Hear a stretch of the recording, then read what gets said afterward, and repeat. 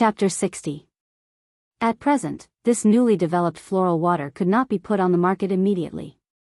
Li Yi walked out of the room, thinking about possible improvement plans. When he passed by the kitchen, he suddenly stopped and looked inside with some doubts. Just now, he seemed to have forgotten something. While he was puzzled, the next moment, Li Yi saw a familiar figure coming out of the kitchen. Lu Rui's pretty face was flushed, her eyes were blurred, and she walked unsteadily. Li Yi could smell a strong smell of alcohol from a distance. His face changed slightly, and he quickly rushed into the kitchen. When he saw the empty porcelain bottle on the table, a few black lines suddenly appeared on his face. Looking back at Lu Rui's appearance, he knew without guessing that she must have drunk all the wine just now. I don't know what her alcohol tolerance is. Even Fong got drunk in one gulp of that kind of alcohol, but she can still stand well. When Li Yi thought so in his heart, he looked up and saw that the figure swayed a few times, and then fell head first. A moment later, looking at Lu Rui who fell into her arms and her body became soft, Li Yi couldn't help but twitch the corner of his mouth. Xiao Huan. The next moment, Li Yi's voice came from the kitchen to the yard. The little maid hurriedly ran out of the room. After running into the kitchen, she saw the scene in front of her, and her pretty face showed astonishment. Young master, second miss, what happened? What are you doing? Come and help. Li Yi glanced at Xiao Huan and said impatiently. He really didn't have the experience of taking care of a drunk woman. Moreover, he couldn't do anything. Otherwise, when Lu Rui woke up and misunderstood something, he was afraid that she would directly slash him with a sword. Oh. The little maid responded. Although there was still some doubt on her pretty face, she still walked over quickly. The floral water had been successfully prepared, but before it was officially sold, it needed to be given a resounding name. Let's call it floral water. It seemed a bit too vulgar. As a cultured person, this idea was immediately rejected by Li Yi. Why don't we call them the six gods? When Fong, Lu Rui, and Xiao Huan heard Li Yi say this name, they were all stunned. Six gods? What the hell was this? What's wrong? Is there a problem? Li Yi frowned as he looked at the three of them. What was with their expressions? So what if there were six gods? He actually looked down on the name Lucian. It was known that this was the most famous brand of toilet water in the future. In his original world, the name Lucian could be said to be known by everyone. Ahem, young master, there's something that I don't know if I should say. After a moment, it was Fong who let out a dry cough and was the first to break the silence. Then don't say it. Li Yi glanced at him and said. He was obviously a big and rough man who did not know how to read. Yet, he insisted on talking about literature and saying, I don't know if I should say it. Was this something that Fong could say? Fong nodded and said, then I'll say it. This name really doesn't sound good. Li Yi looked up at Fong. He clearly told him not to say it just now. Did this guy not understand what he said? Fong looked at Li Yi with a troubled face. Under normal circumstances, he would not object to Li Yi, but this time, he felt that calling it Fong's toilet water was 10,000 times better than the six gods that the young master had just said. Xiao Huan, what do you think? Li Yi turned to look at Xiao Huan and asked. Fong was becoming more and more dishonest. He should learn more from Xiao Huan. No matter what, she would never object to his opinion.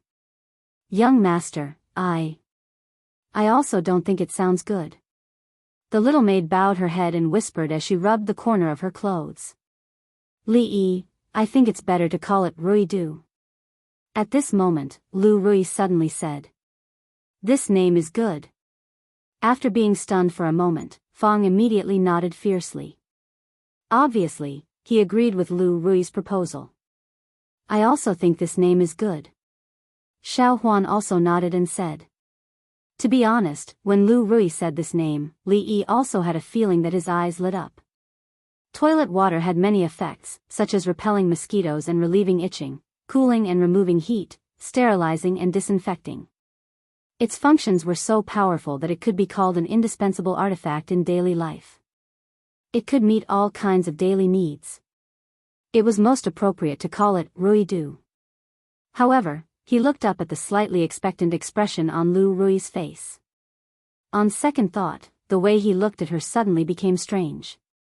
Rui Du, when she thought of this name, did she really not have any selfish motives? Everything about the floral dew was her own credit. Why should it be named after her? Was it a privilege to be beautiful? According to his contribution to the toilet water of this world, it was most appropriate to call it Li Du. Among the 4 people, 3 people's opinions were unified. Li was currently behind by a big score of 3-1. How about calling it 6 Gods Rui Du? He looked up at the 3 people and asked tentatively. Seeing Xiao Huan's strange expression, Lu Rui and Fong had a look of disgust.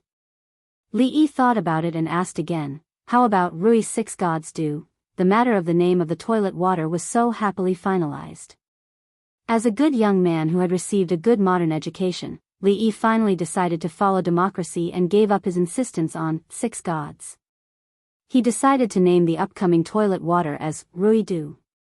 Of course, for Fong's betrayal, Li also indirectly expressed his dissatisfaction. The way he was dissatisfied was when Fong talked to him about life ideals and revealed that he would make a lot of money in the future, build a big house, and marry a beautiful concubine.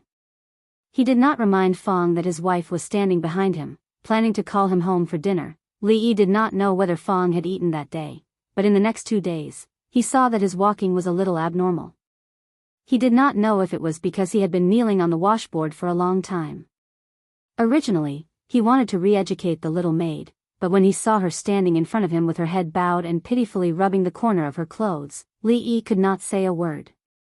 In the next few days, Li once again gave the naughty children a long vacation. Almost all his energy was put on the improvement of the distillation device and the improvement of the toilet water formula. After consulting a large number of materials and documents in the library, there was obvious progress in both the distillation efficiency and the improvement of the formula. As the autumn grew, it was already the middle of August. It was getting closer to the first Mid-Autumn Festival that Li would spend in this world. Chapter 61.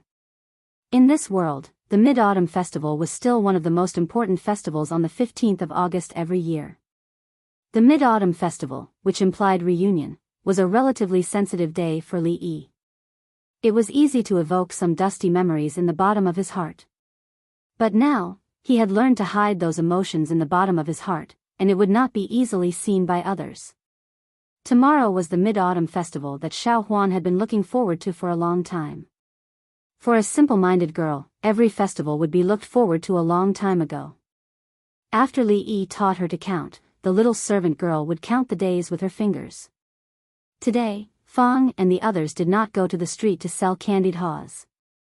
It was a festive festival, and they had to take a holiday to relax. In the past, when the family conditions were poor, every festival, they would eat a porridge with a handful of rice grains, and it was considered a festival. Now, there was a lot of money coming in every day. Even if they ate rice and meat every day, there was no psychological pressure. The economic base determined the superstructure. When the family's situation was better, the pursuit was naturally higher. When Fong and the others returned from outside yesterday, they had already bought wine and meat and other things, preparing for the Mid-Autumn Festival celebration. Li looked at the things they sent yesterday and actually saw mooncakes. It was called mooncakes, but in fact, it was dough with fillings. After picking one up and tasting it, Li suddenly missed the taste of the 5-kernel mooncakes in the future.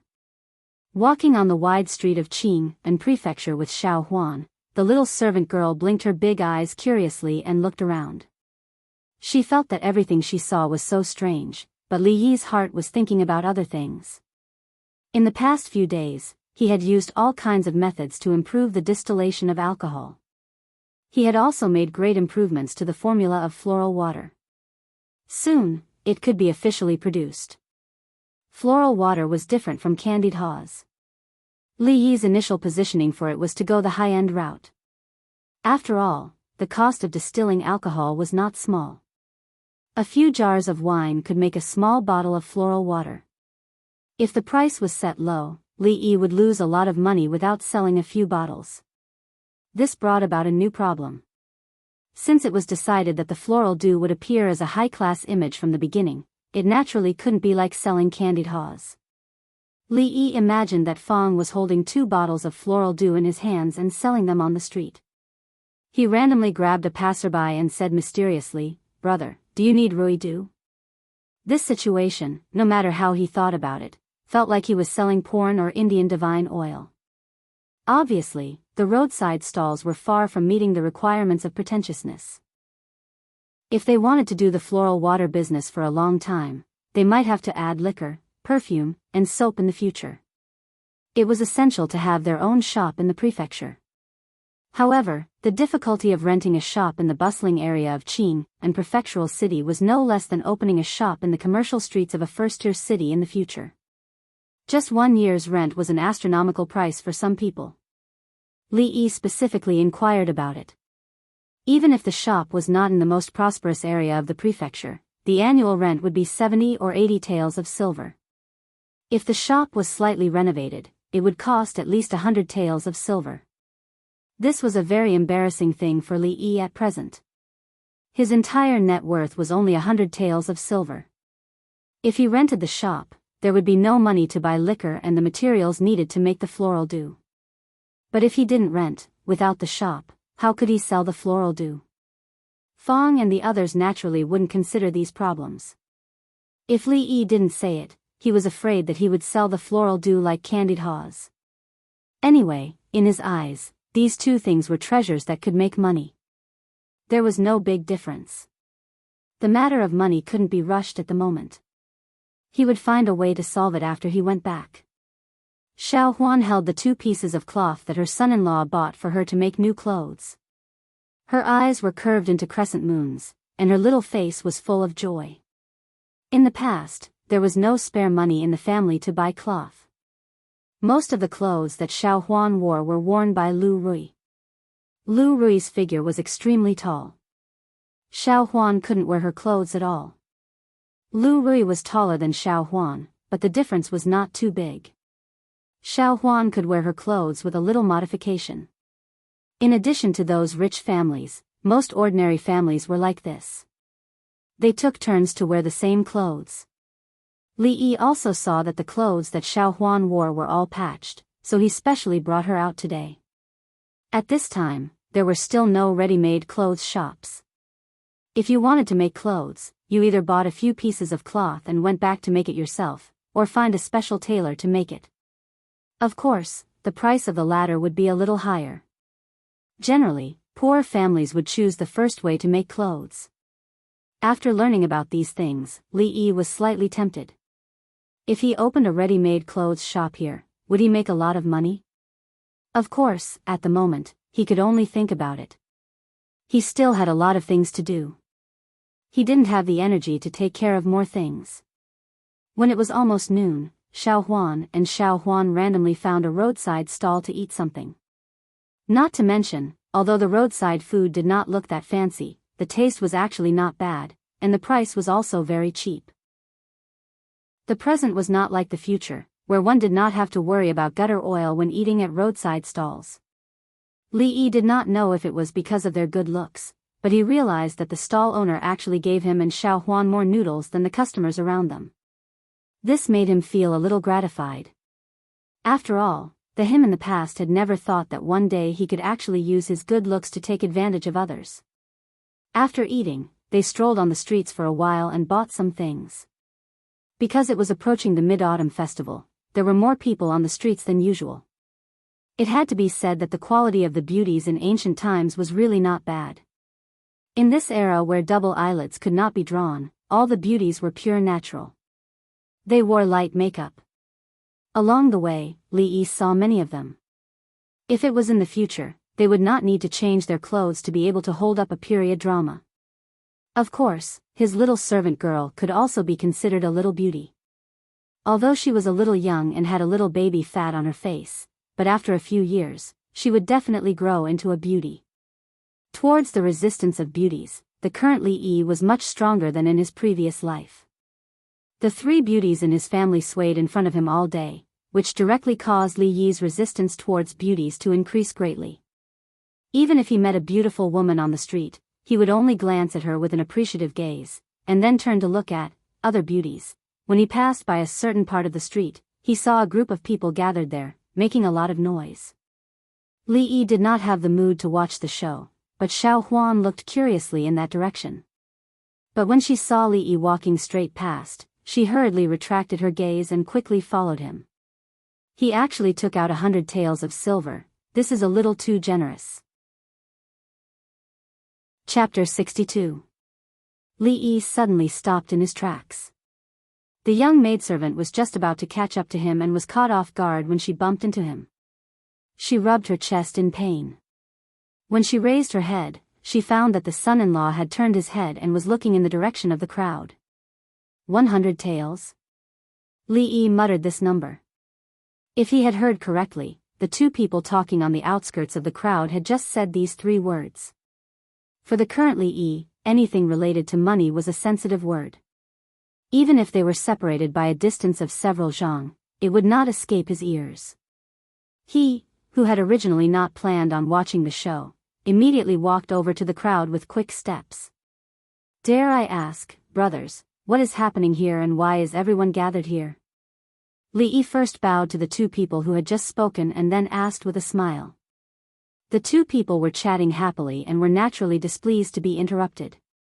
But when they turned their heads and saw that the person standing in front of them was also a scholar, the displeasure on their faces immediately disappeared.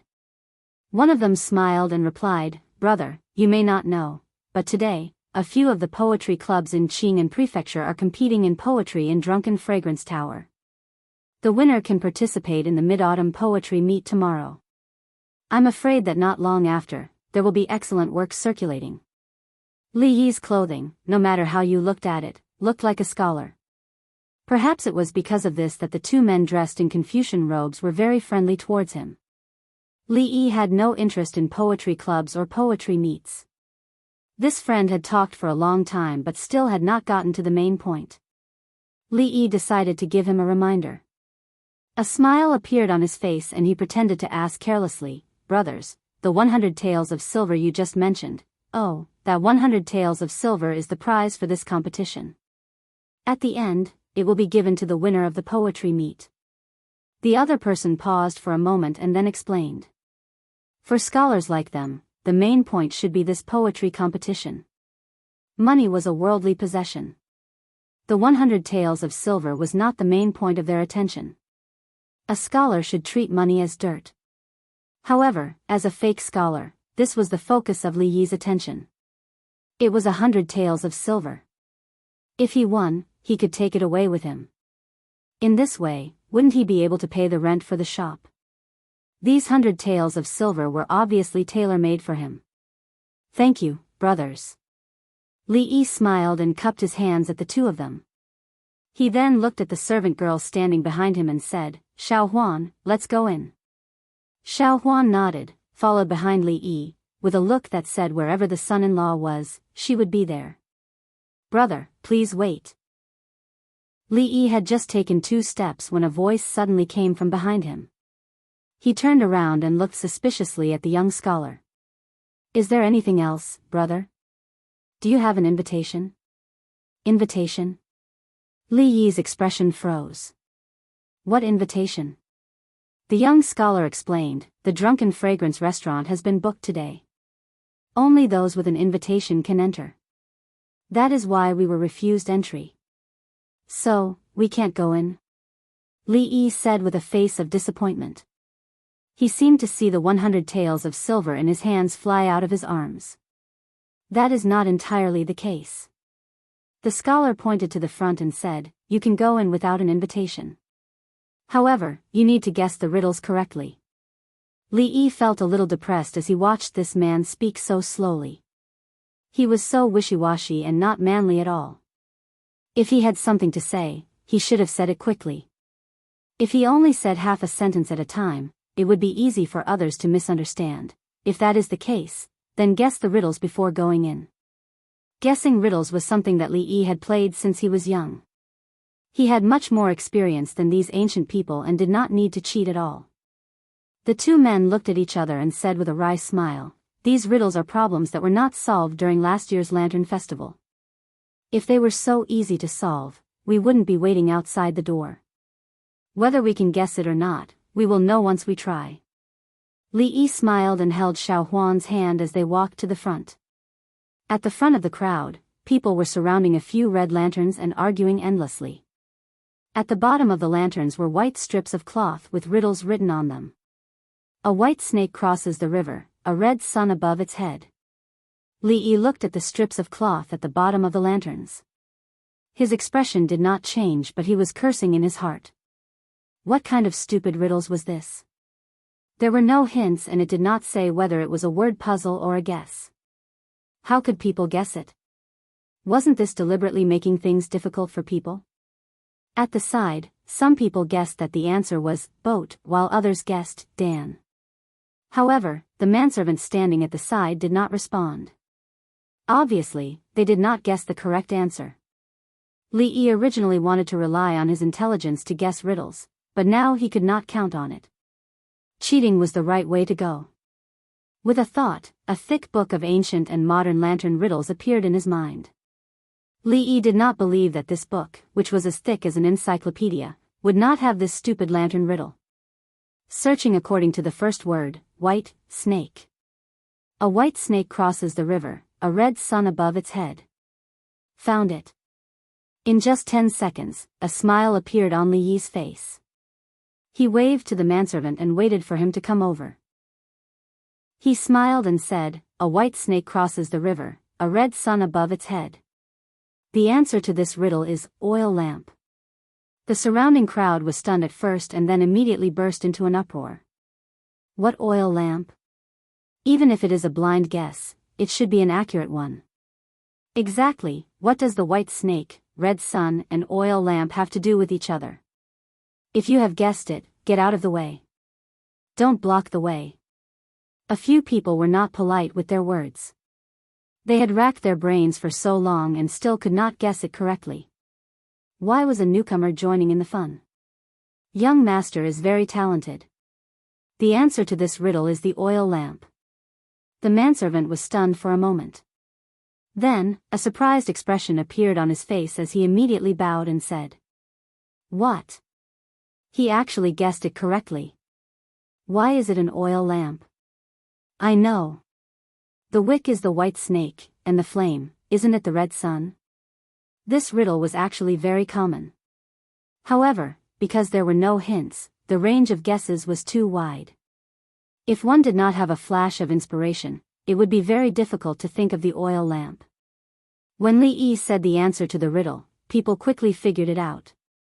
It turned out that the answer was actually so simple. Many people immediately beat their chests and stamped their feet. While sighing at this scholar's good luck, they were also very regretful that they did not think of this earlier. The two scholars who were chatting with Li Yi looked at this scene with their mouths agape. It was hard to imagine that he actually guessed it correctly. "Can I go in now?" Li Yi looked at the manservant and asked. "Young master, please." The manservant hurriedly extended his hand and made an inviting gesture. Li Yi waved to the young girl behind him and said, "Xiao Huan, let's go in." The young servant immediately nodded. The young master was really amazing. He even guessed the riddle that so many people could not. Xiao Huan saw the oil lamp every night and did not think of it. A pleasant smile appeared on her face.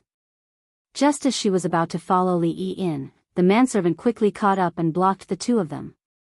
With a troubled expression, he said, "Young master, you can only go in alone." "Why?" Li Yi looked at him and asked with a frown.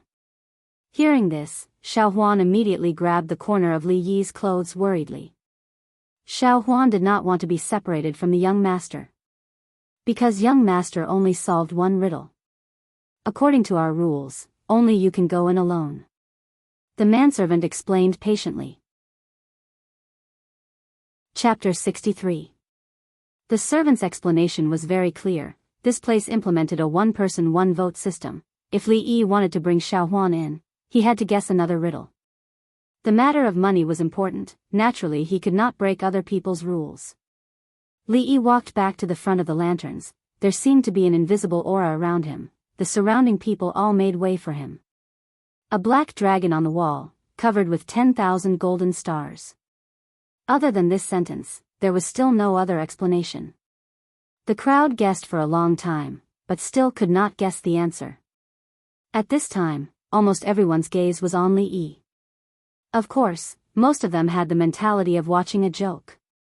The first time may have been a coincidence, the second time, would he still be as lucky as before? After a while, Li Yi spoke again. The answer to this riddle is pole scale. With the ancient and modern lantern riddles in his hands, what riddle could he not guess? Congratulations, young master. Now young master can bring this lady in. The servant's following actions proved that the answer Li Yi gave was correct. After Li Yi spoke, a few people's faces showed confusion. Very quickly it turned into understanding. I see. Comparing the pole scale to a black dragon, then the pole scale is 10,000 golden stars. Ashamed to think that I have read so many books, but I can't even see through these two little riddles. I am so ashamed. Actually, something like guessing lantern riddles, to a certain extent, had nothing to do with literary talent or profound knowledge. It only relied on a flash of inspiration, or a cheating device like Li Yi's. This kind of person who did not even delineate the scope of the riddles, and only placed one sentence there for people to guess blindly, was not a good person. Most likely, his intention was to deliberately make things difficult for people. At this time, the surrounding people's gazes towards Li Yi had changed.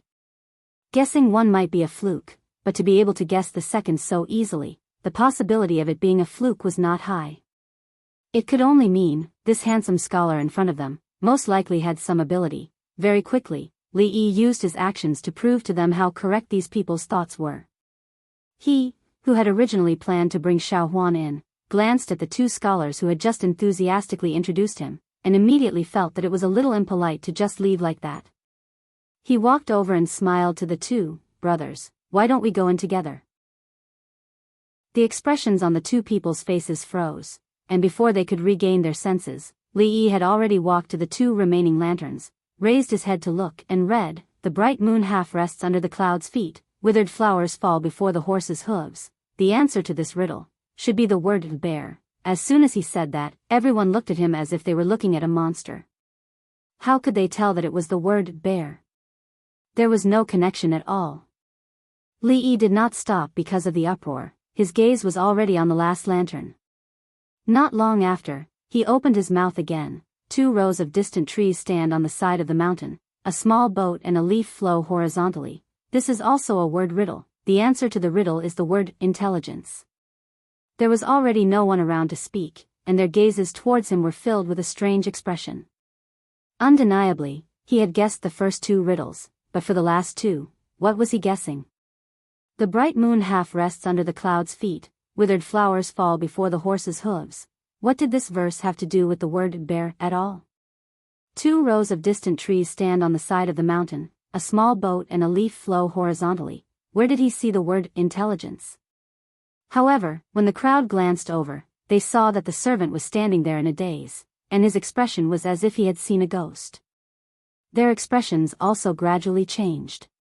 Could it be, he had really guessed correctly? Everyone, please. After an unknown amount of time, the servant finally regained his senses and involuntarily swallowed a mouthful of saliva. He respectfully made a gesture towards Li Yi and the others to invite them in. He knew better than anyone that these lantern riddles were a gimmick created by those people to attract others. Without any hints, no one would be able to guess them. But the truth was, these extremely difficult lantern riddles were all solved by the scholar in front of him. If it was just one riddle, it would have been fine, but he just had to solve all the riddles. This was clearly ruining the place. However, with so many people staring at him, he naturally could not say that he was going back on his words. Even though he was shocked beyond belief, he still respectfully invited Li Yi and the others to enter. At this moment, those who had painstakingly guessed the riddles for a long time could no longer describe the feelings in their hearts. He had actually guessed all of them correctly. He had only pondered over each riddle for a few breaths of time. In comparison, what had they been doing for such a long period of time? Moreover, if it was an ordinary person, guessing one riddle was enough. Guessing two was also forgivable. But what was the point of guessing so many? If you took up all the spots, how could you leave a way out for others? Seeing the scholar and the others enter the restaurant, the crowd looked at the lanterns that the servant had already taken down. This meant that they would no longer have the chance to enter. Instantly, they wanted to cry but had no tears. At this moment, Li Yi, Xiao Huan and the two scholars who had yet to regain their senses had already entered the restaurant. "Thank you, brother." After the two of them regained their senses, they immediately cupped their fists and thanked Li Yi. Today, in this restaurant, other than those participating in the competition, naturally, there were other people who were also invited. After all, since ancient times, there was no first place in literature. If there were only those from the poetry clubs, it was likely that no one would accept the other and they would not be able to argue who was better by the next day. These invited people would all evaluate the poems that had been produced today and use that to determine the winner. And if it were not for Li Yi, the two of them would not even be qualified to enter this place. These scholars were always thanking one another and it was not interesting at all. After waving his hand, Li Yi began to look at the situation in front of him. The space in this restaurant was much larger than he had imagined. Just the hall on the first floor alone had about a dozen people. As for the upper floor, there were also figures moving about. Even with so many people accommodating so many people, it still seemed very spacious. On the table at the side, there were some vegetables, fruits, pastries and other snacks. They looked quite exquisite and could be used as dessert after the meal. Just when Li Yi was about to taste a piece of fruit and vegetable, a few steps away, an extremely beautiful woman spread out a square handkerchief in her hand and distributed the exquisite pastries to the women beside her. Li Yi sniffed and his expression suddenly changed. He looked in the direction of the fragrance. The service here is quite good. Even a maid is so beautiful. Hey, the pastries in her hand looked delicious. Li Yi was surprised and sighed in his heart. Then, he quickly walked over. There were originally only a few pieces of the pastries. After being distributed by the women, there were only 2 pieces left. Li Yi was afraid that the last 2 pieces would be taken away by others if he was too late. Thus, he quickened his pace again and walked to the pretty maid. Then, he imitated those women and stretched out his hand. Looking at the slender and fair palm that suddenly appeared in front of her, the pretty maid was slightly stunned. She raised her head and looked at Li Yi with a blank expression. At the same time, the women around her also showed astonished expressions. That brother actually knows Miss Wan. Not far away, the 2 scholars brought in by Li Yi looked at each other and murmured. Chapter 64. Young master, you want this? The pretty maidservant looked at Li Yi with a blank expression. After being stunned for a moment, she pointed at the pastry in her hand and asked with some uncertainty. Her voice was soft, extremely pleasant to the ears. No matter how beautiful other maids were, it had nothing to do with him. Li Yi was only interested in the fragrant pastry in her hand. Seeing that she was so decisive in distributing the pastry to the other girls, when it was him, the other party seemed to be unwilling, he felt slightly dissatisfied. Could it be that this beautiful maid had the thought of valuing females over males? Li Yi looked at her and nodded with absolute certainty. He thought that if she rejected him, he would definitely find her leader to complain about her. Futile thinking must not be tolerated. That girl was stunned for a moment and raised her head to look at the scholar in front of her. Seeing that he did not seem to be joking, she really handed over the silk handkerchief in her hand. Xiao Huan, come and try this. Li Yi stretched out his hand and took the remaining 2 pastry from the silk handkerchief. He turned his head and beckoned to the young maid. He had never been a person who ate alone. This pastry smelled pretty good. Coincidentally, Xiao Huan liked sweet food. He had to let her have a taste. After walking 2 steps, he suddenly turned his head and said, "Thank you," to the maid who was standing dumbfounded on the spot. Then he turned and left. The maid stared at Li Yi's back, and the confusion on her face deepened. "Ruoqing, you know that scholar?" A girl beside her asked with some confusion. The surprised expression on her face was still there. The girl called Ruoqing shook her head and said, I have never seen him before. What? When the other girls beside her heard this, they all revealed an extremely surprised expression. Then why did he? This scholar is so strange. Yes, I have never seen such a person. Even if Ruoqing tried very hard to recall, she did not have any impression of that scholar. After a moment, she finally confirmed that she did not know him before. But if they didn't know each other, then his action of asking for the osmanthus cake just now was a little hard to see through. The etiquette between men and women had been developed very well in this era. Even men who were familiar with her would stand at attention and bow to her when they saw her. As for reaching out to ask for the osmanthus cake, it was impossible for them to do such a thing. Therefore, when that unfamiliar scholar reached out to her, Wan Ruoqing felt somewhat at a loss and didn't know what to do. Even now, she still couldn't figure out why she had reached out her hand just now. Ruoqing, I remember that Zoemo told us to leave 2 pieces for her. She likes the osmanthus cake you make the most. After a while, a woman beside the pretty woman came back to her senses and seemed to have thought of something. She turned to look at her and said with a strange expression.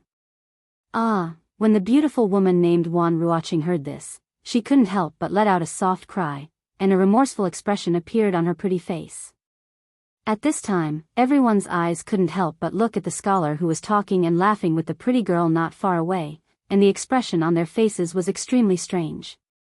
Li Yi still didn't know that in the eyes of these strange women, he had completely lost his gentlemanly demeanor. Perhaps he would be labeled as shameless. The taste of the nameless cake just now made his eyes light up. He thought in his heart that he would ask the maidservant where she bought the cake later. When he was planning this in his heart, he suddenly felt something. Looking back, he found that the beautiful maidservant and the women around her were looking at him with strange eyes. Seeing this, Li Yi couldn't help but be slightly stunned, and was a little surprised in his heart. Although the cake was indeed delicious, they didn't have to be so distressed, right? He shook his head and stopped thinking about these things. He turned to look at Xiao Huan and asked with a smile, how is it? Is the cake delicious? The young maidservant's eyes had already turned into crescent moons. To her, the happiest thing was to have such a cake to eat every day. So this brother is actually acquainted with Lady Wan and the talented women of the Yuning society. My apologies, my apologies.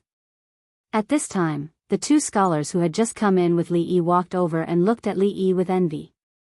Who is Lady Wan?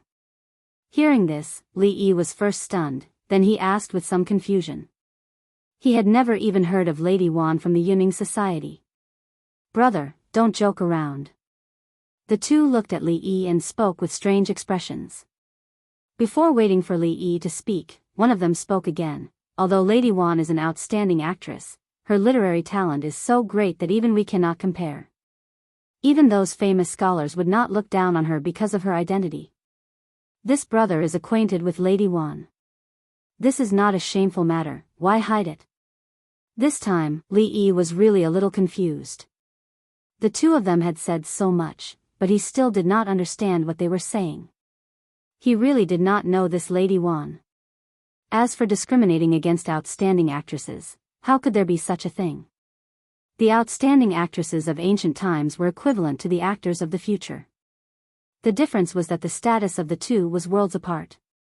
The latter often enjoyed the treatment of the moon surrounded by the stars, while the former had a lower status. They belonged to the untouchables outside of the scholars, farmers, and merchants. In the eyes of the ancients, their status was even lower than dog shit. There was an old saying, prostitutes are heartless, and entertainers are unjust. The entertainers in this saying referred to outstanding actresses. This showed how much the ancients looked down on this profession. But what did this have to do with him? He was a well-educated youth of the new era. His 3 views were righteous and he advocated equality for everyone. Why did he look down on outstanding actresses? If it was in the future, they would all be celebrities. They were rare. Who is this lady one you are talking about? Li Yi looked at the 2 of them and asked sincerely. This time, it was the two of them who were confused. They pointed at the beautiful servant girl not far away and said, "That is Lady Wan." "What?" Li Yi's eyes widened and he almost blurted out, "Isn't that the servant girl of Drunken Fragrance Brothel? How could Lady Wan be a servant girl? Moreover, aren't the women beside her the talented ladies of Yuning society?" A scholar looked at Li Yi and said with some astonishment. Li Yi held on to the table beside him and felt a little confused. "So, that person just now wasn't a servant girl here? That pastry wasn't the restaurant's buffet either. She brought it here herself?" No wonder she and the women around her looked at him so strangely. After all this time, they all knew each other. In an instant, Li Yi felt his face turn red and he felt unwell. Even in the future, his skin was not thick enough to ask a stranger for a snack on the street. But just now, he actually did it. Most importantly, the other party really gave it to him. He involuntarily raised his head and looked in that direction. Coincidentally, the woman's gaze also looked over. The moment their eyes met, Li Yi's expression was extremely awkward. Chapter 65. At this moment, even the matter of the 100 taels of silver was temporarily thrown to the back of Li Yi's mind. He couldn't blame anyone else for making such a mistake. He could only blame himself for not being able to control his mouth. In his previous life, Li Yi was a moderate foodie. He had a great desire for good food and had eaten all kinds of famous snacks. After coming to this world, in a situation where food was extremely scarce compared to his previous life, it was not easy for him to come across a pastry that could arouse his appetite. His foodie heart began to lose control. And then, it was embarrassing. Encountering such an embarrassing situation, Li Yi's gaze was already too embarrassed to look over there. As for the women, after experiencing this small episode, they finally put away their curiosity about Li Yi. They gathered in the small space that belonged to them and began to talk in low voices. After all, today's small poetry competition was what they needed to focus on. Because today's victory or defeat directly affected whether or not they had the right to participate in tomorrow's mid-autumn poetry competition. For the many scholars of Qing and Fu, this was a kind of recognition of strength and status. Although they were women, they also wanted to compete with the men. Today, we have Ruoqing here. The other poetry clubs are nothing to worry about. Only the Eastern Li and White Du poetry clubs cannot be underestimated. Su Wendian and Fang Zhou are both very good at mid-autumn poems. We still have to be careful. A slightly older woman looked at the two poetry clubs and spoke in a slightly serious tone. Su Wendian is one thing, but that Fang Zhou's poetry is extraordinary. The poem he wrote on the 7th day of the lunar month actually entered the top 10. If it wasn't for Sister Ruoqing, then he would have won first place at the poetry competition, another girl with an oval face said. Wan Ruoqing smiled and said, "What does this have to do with me?" "What do you mean it has nothing to do with you?" The girl argued with a smile, "If it wasn't for Sister Ruoqing taking out the immortal magpie bridge, then wouldn't the first place have been taken by that Fang guy?" Immortal magpie bridge. The girl's words seemed to make Ruoqing sink into some kind of memory. A look of regret appeared on her pretty face. Su Wendian cannot be underestimated. The older woman looked at the young girl, shook her head, and said, "In terms of Qixi poetry, Su Wendian might not be as good as Fang Zhou, but the styles of Qixi and mid-autumn poetry are completely different. Fang Zhou's Qixi poetry might not be better than his mid-autumn poetry. In last year's mid-autumn poetry meet, he lost to Su Wendian." "Hee, what are you afraid of? We have Sister Ruoqing." The girl said disapprovingly, "Sister Ruoqing, go and see if there are any more sky prayer lanterns falling outside. Maybe you can pick up another mid-autumn festival poem that will scare them to death." When the women heard this, they smiled helplessly. A poem of this level was enough to be passed down through the ages. How could it be picked up so easily?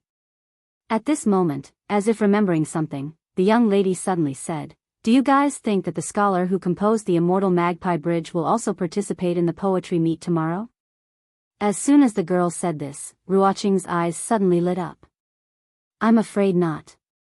The older woman shook her head and said, once the immortal magpie bridge appeared, there were no more Qixi poetry poems. The #1 scholar of Qing and Prefecture, who had always been an expert in Qixi poetry poems, tore up his own poem and said that he would never compose another Qixi poetry poem in his life. After that night, countless people searched for the scholar named Li Yi, but no one saw him. Could it be that the poem was really composed by an immortal from heaven? The girl's eyes flashed with an inexplicable light as she murmured, "Silly girl, you only know how to think. How can there be an immortal in this world?" A woman beside her lightly knocked on her head and said unhappily. The older woman seemed to think of something and suddenly turned to look at Ruoqing and asked, "Right, didn't Ruoqing have news of that scholar named Li Yi? What happened after that?" Wan Ruoqing shook her head and said, "Drunken Amo and I went to ask the scholar who painted for her. The scholar said that the painting wasn't made by him and that he only met that person once." The older woman nodded and said, "I've seen that painting before. It's hard to imagine that the art of painting could reach such a level. The so-called 3 parts of wood is nothing more than this, isn't it? That scholar named Li Yi can be said to be a master of both poetry and painting. If I can meet him, it would be a great regret in my life." Wan Ruoqing smiled and said, "Drunken Amo has been hugging that painting and studying it these days and has had a small breakthrough. She talks about it all day long, probably hoping to see that person tomorrow." Of course, Li Yi didn't know that this immortal magpie bridge had won him the hearts of countless women. He already had many female fans in this world who saw him as a soulmate. It was likely that with just a word from him, there would be countless girls who would offer themselves to him, pledging their lives to him. In this world, don't underestimate the attractiveness of those scholars to women. Those famous scholars were almost equivalent to the Korean oppas in the hearts of the die-hard young girls in the future. And Li Yi was the most popular type. His influence was evident. Of course, Li Yi still didn't know about these things. Because of the blunder just now, his mood wasn't too good. If it wasn't for the fact that he really couldn't bear to part with the 100 taels of silver, he probably would have left with his servant girl. He had never done such an embarrassing thing in his 2 lives. So embarrassing. The servant girl on the side saw that Li Yi wasn't in a good mood and said softly, "Young master, how about we go home? Wait a little longer." Li Yi shook his head and said. He had already lost face and urgently needed 100 taels of silver to comfort himself.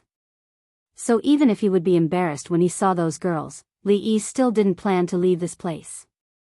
What stupid poetry gathering, why hasn't it started yet? Li Yi thought gloomily and stood up to find someone to ask.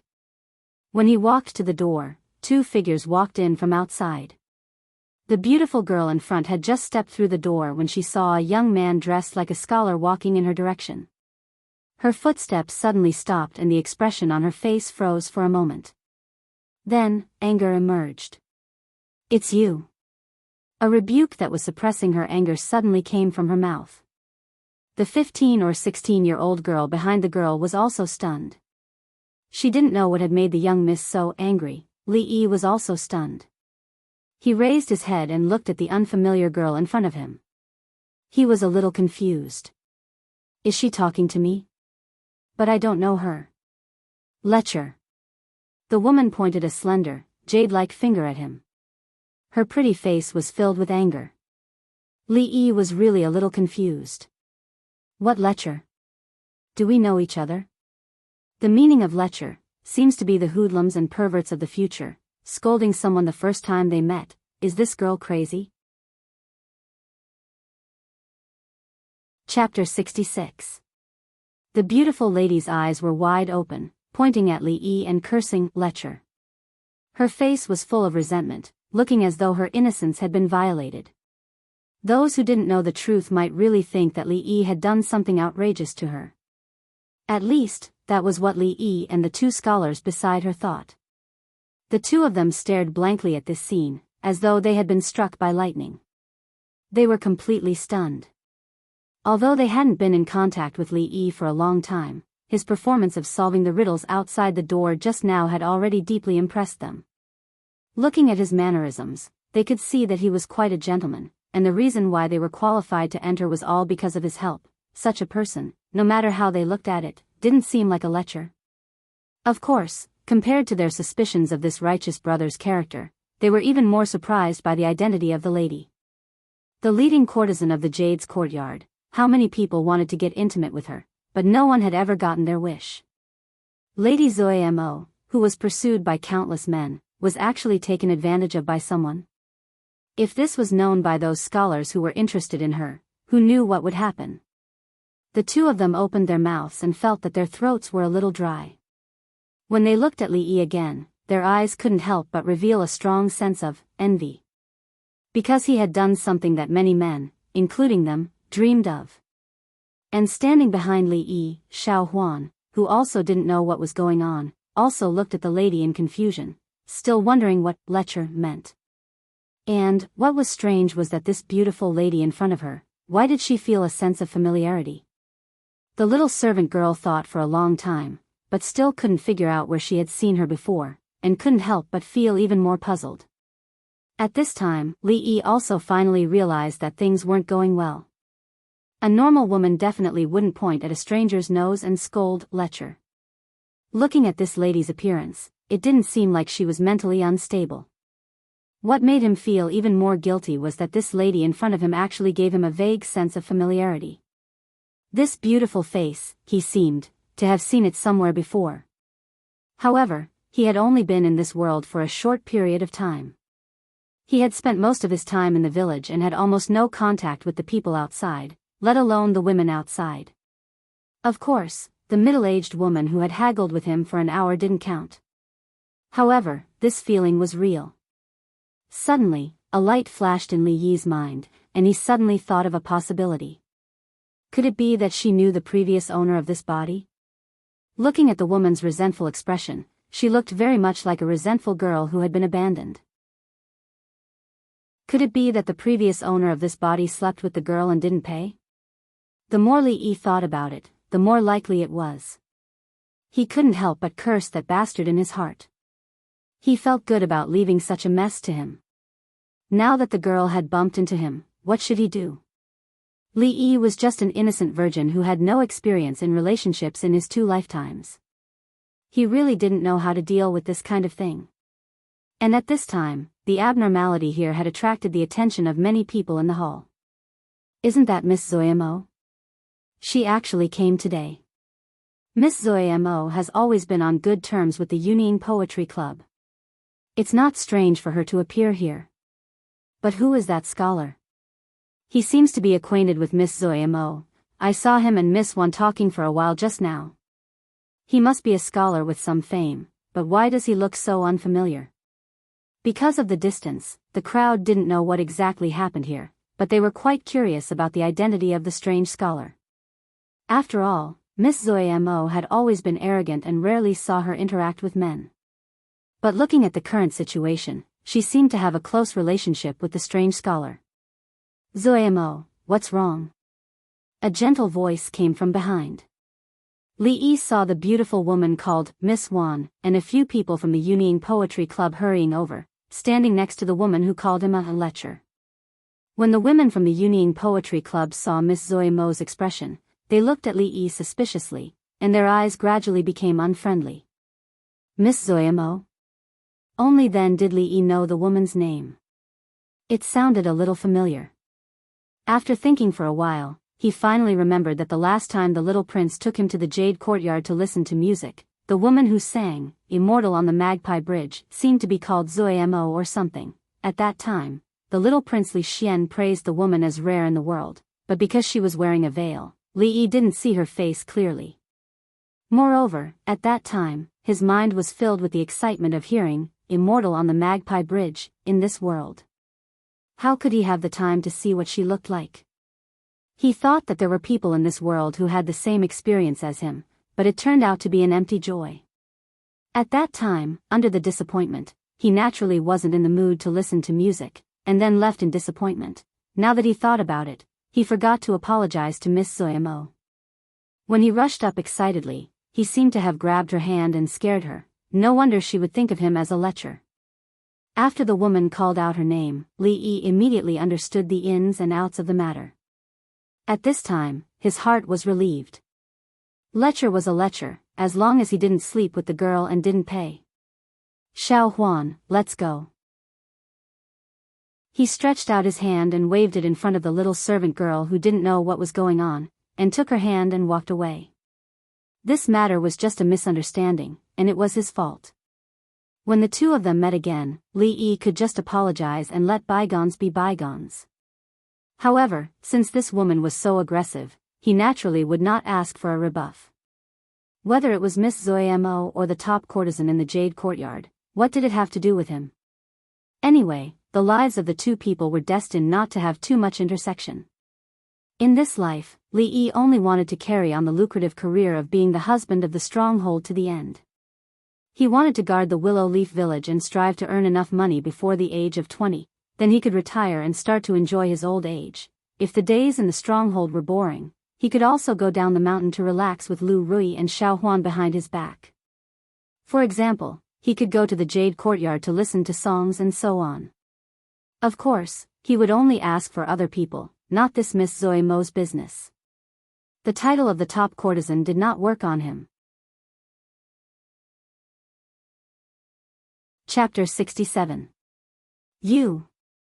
Seeing the scholar holding the servant girl's hand and leaving with an indifferent expression, the anger on Zheng Zumo's pretty face became even stronger. However, seeing that many people had already noticed them, she still had some scruples in her heart. She snorted coldly and didn't chase after them. That night on the stage, this scholar rushed up and grabbed her hand as if he had gone crazy. She was really scared and subconsciously thought of him as a lecher. However, after thinking about it carefully, she felt that he didn't seem to want to take advantage of her. However, thinking about how he left without even saying a word of apology, she naturally felt a bit angry. For the past few days, he had been thinking about this matter and always felt uncomfortable. When he saw that scholar who didn't understand etiquette again, all the accumulated anger was vented out. She originally thought that if he seriously explained and sincerely apologized, this matter could be resolved. However, who would have thought that he would ignore her like this, let alone have the slightest intention of apologizing? I'm so angry. She caressed her chest a few times, and only then did she feel a little better. Drunken ink, what happened? Seeing her like this, the women all looked at each other. For some reason, Wan Ruoqing took a step forward and looked at her. We'll talk about this later. Sister Ruoqing, where's the osmanthus cake I asked you to bring for me? Zheng Zumo shook her head and suppressed the anger in her heart. She wanted to use a happy matter to divert attention. When she was unhappy, she would eat. This had always been her habit.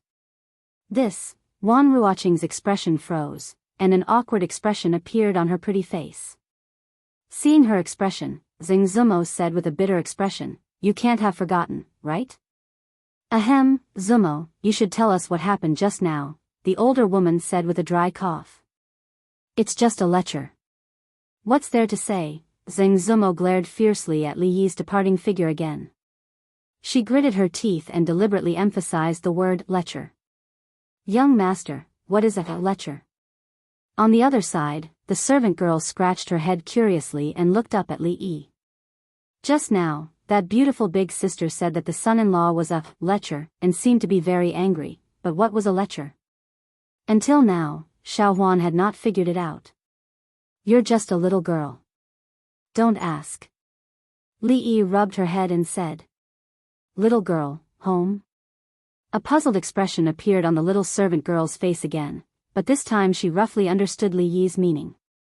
She lowered her head and rubbed the corner of her clothes, murmuring softly, Xiao Huan is already 15 years old, not young anymore. Son-in-law. She raised her head and was about to ask something when Li Yi picked up a piece of pastry from the table and stuffed it into her mouth. And at this moment, Li Yi heard a bad news from the gossip. Today's competition was limited to a few poetry meets. Even if someone made a good poem, it wasn't within the scope of the competition. At most, they would only receive a few words of praise from others. In other words, those few poetry meets were the absolute protagonists of today. Li Yi and the rest of the people here were just there to express their opinions on the poems that others brought out. Of course, to Li Yi, what he cared about was not the poem or the qualification to participate in the Mid-Autumn Poetry Meet. If he didn't have the qualification to participate in the poetry written test, then even if he copied out a good poem, he would not have the chance to get the 100 silver taels. At this moment, he was a little regretful. He should have checked the almanac before going out today. It must be written that it was forbidden to go out, and it was better to stay at home. Not only did he embarrass himself in front of those girls, but it was also bad luck to run into that Lady Zoemo. Now, even the last bit of comfort in his heart was gone. He had wanted to leave with Xiao Huan, but the fruits and pastries here were really quite delicious. It had taken a lot of effort to get here, and it was not worth it to just leave like this. He should eat to his heart's content first. With this in mind, when he turned his head, he saw the little servant girl resting her chin with one hand. He didn't know what she was thinking, but the expression on her pretty face changed. Sometimes it was full of worry, and sometimes there was a smile at the corner of her mouth. There was even a moment when tears appeared at the corner of her eyes. Just as Li Yi was wondering what kind of drama was playing out in the little servant girl's heart, Zheng Zuimo's somewhat surprised voice sounded from the other side. What, my osmanthus cake was eaten by that lecher? After knowing what had just happened, Zheng Zuimo's eyebrows rose, and anger once again appeared on her pretty face. Her gaze was like a knife as she looked in a certain direction. Li Yi sensed something and looked up. When their gazes met in the air, sparks seemed to shoot out. At the same time, they snorted coldly and turned their heads. Chapter 68. Actually, that scholar doesn't look like a lecher. I'm afraid there must be some misunderstanding. The slightly older woman from the Yunying Poetry Club said after a moment of silence. Zheng Zumo already understood that the scholar didn't do it on purpose, but his attitude of disregard just now still made her very angry. Although her impression of him as a lecher had changed, she still couldn't calm the anger in her heart. The woman named Wan Ruoqing saw the expression on Zheng Zumo's face and was slightly surprised. That scholar looked gentle, so how did he anger her to this extent? Thinking back to what just happened, she gradually had a guess. He came to ask for pastries from her because he thought she was a servant here. She couldn't help but look down at her clothes. Was she dressed like a servant today? Whether it was because of this or because of Zheng Zumo, she was more or less curious about the scholar. When she looked up in that direction, she just happened to see the scholar pick up a piece of preserved fruit. After a few breaths, he picked up a piece of pastry. After a few breaths, he drank a cup of tea and picked up another piece of preserved fruit. It seemed like he was more interested in these things than the poems made by the scholars. What a strange scholar. Seeing the scholar who was completely focused on the food in front of him, Ruoqing's cherry lips parted slightly and thought to herself. Not long after, someone else came up with a new composition, which caused a round of applause. Several women got up from their seats and walked over to the other side. Li Yi sat there and would occasionally hear a few poems made by the so-called scholars around him. What followed was a round of praise from the crowd. Li Yi couldn't help but twitch the corner of his mouth when he heard those people praising those poems as if they were masterpieces that had been passed down from generation to generation. What good poems! These so-called excellent Mid-Autumn Festival poems were just a few people looking at the moon and feeling high. When it came to Mid-Autumn Festival poems, the ones that appeared in one's mind should be, raise one's head to look at the bright moon, bow one's head to think of home, raise one's cup to invite the bright moon, the shadow becomes 3, may people last forever, 1,000 miles together. Compared to those poems that had been passed down for hundreds of generations, what was the one being praised now? The trace of disdainful mockery on Li Yi's lips was caught by Zheng Zumo, who had been staring at him from not far away. I wonder what kind of good poem he can make. He's quite arrogant. He snorted coldly. In his heart, he had already regarded Li Yi as an arrogant student with no talent at all. Ouch! Xiao Huan's surprised voice rang in Li Yi's ears. He quickly turned his head and saw the little servant girl covering her head. A young man opposite her was covering his chest. The front of his shirt was wet. Sir, I'm sorry.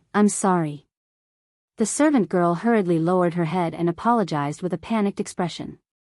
The young man clearly didn't have a good temper and was splashed with tea. He was about to scold her when he looked up to see that the person in front of him was such a pretty girl. His expression froze for a moment before an indescribable light flashed through his eyes. "It's fine, it's fine." The young man smiled and reached out to help her up. At this moment, a figure blocked in front of him. The young man frowned and asked, "Who are you?" "Son-in-law." Xiao Huan was like a child who had done something wrong and stood behind Li Yi. "Son-in-law?" The young man looked at Li Yi suspiciously and asked, "This lady, is this brother's servant girl?" "This servant girl is insensible and has caused trouble for brother." Li Yi cupped his hands and spoke apologetically. "It's just a small matter." The young man looked at the servant girl and a strange light appeared in his eyes. He then looked at Li Yi and asked with a smile, "Brother, you look very unfamiliar. Are you a scholar of Qing and Fu?" Li Yi noticed the way he looked at Xiao Huan. Seeing that he was clearly trying to get close to him, Li Yi furrowed his brows and casually said a few words. Just as he was about to lose his patience, the young man suddenly changed the topic. He pointed at the two girls standing behind him and said, "What do you think of my two servant girls?" Li Yi raised his head and glanced at him, not knowing what the other meant. These two girls were about 17 or 18 years old. They should be at the age of innocence, but their brows showed tiredness and their eyes were dim. They were far from Xiao Huan's liveliness. The young man smiled slightly and said, "To tell you the truth, I am quite interested in brother's servant girls. If brother is willing to part with them, I am willing to use these two servant girls in exchange." When the two girls standing behind the young man heard this, their expressions changed slightly. They raised their heads and glanced at Li Yi, and a glimmer of light appeared in their eyes. "Son-in-law." Hearing this, the servant girl's face paled. She immediately grabbed the corner of Li Yi's clothes tightly, afraid that Li Yi would trade her out. "My apologies, I have no interest in brother's servant girls." Li Yi raised his head to look at her and replied indifferently. "I'm being sincere. Why do you have to keep me at arm's length, brother? To tell you the truth, my father is the Anxi district magistrate. If brother has any problems in the future, I might be able to help." Seeing that Li Yi had no intention of agreeing, the young man was not in a hurry and continued to speak with a smile. Qing and Prefecture City was under the jurisdiction of the Anxi district. Although there were many people in the Prefecture City who could suppress the Anxi district magistrate, in the eyes of most people, this title was enough to intimidate them. On the surface, the young man's words sounded like a negotiation, but in reality, it was a threat. What he secretly wanted to express was, "I like this girl. You have to change her no matter what. I am the son of the county magistrate.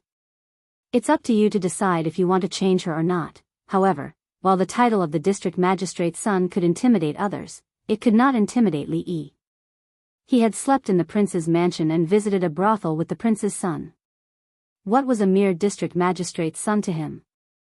The young man didn't try to hide his words just now. Between scholars, exchanging maids and concubines was something that had happened since ancient times. To them, it was a very normal thing. At this moment, many people had already gathered around, smiling and speaking up for the young man. "The one named Lu is not a good person. If that girl ends up in his hands, she will probably be defiled again. I wonder if that scholar, will he trade? The one named Lu's father is the district magistrate. I'm afraid that scholar." Sigh, not far away, the women of the Yunying Poetry Society sighed. Their expressions were unsightly. After all, they were also women. Of course, they could not stand to see women being exchanged like goods. Wan Ruoqing also sighed. Although she was very angry about this, it was not something they could change. This guy, he probably won't trade, right? Although she hated Li Yi to the core, for some reason, Xing Zumo had an indescribable confidence in him. She is just a servant girl. If you are willing to part with her, I'm afraid it will become a good story in today's poetry meeting. At this time, a young man who seemed to be somewhat famous came up and looked at Li Yi with a smile. He said, "I am Su Wentian, the president of the Dongli Poetry Society. Brother Lu is my friend, so please give me some face." Li Yi gave him a bright smile and said, "Sell your mother."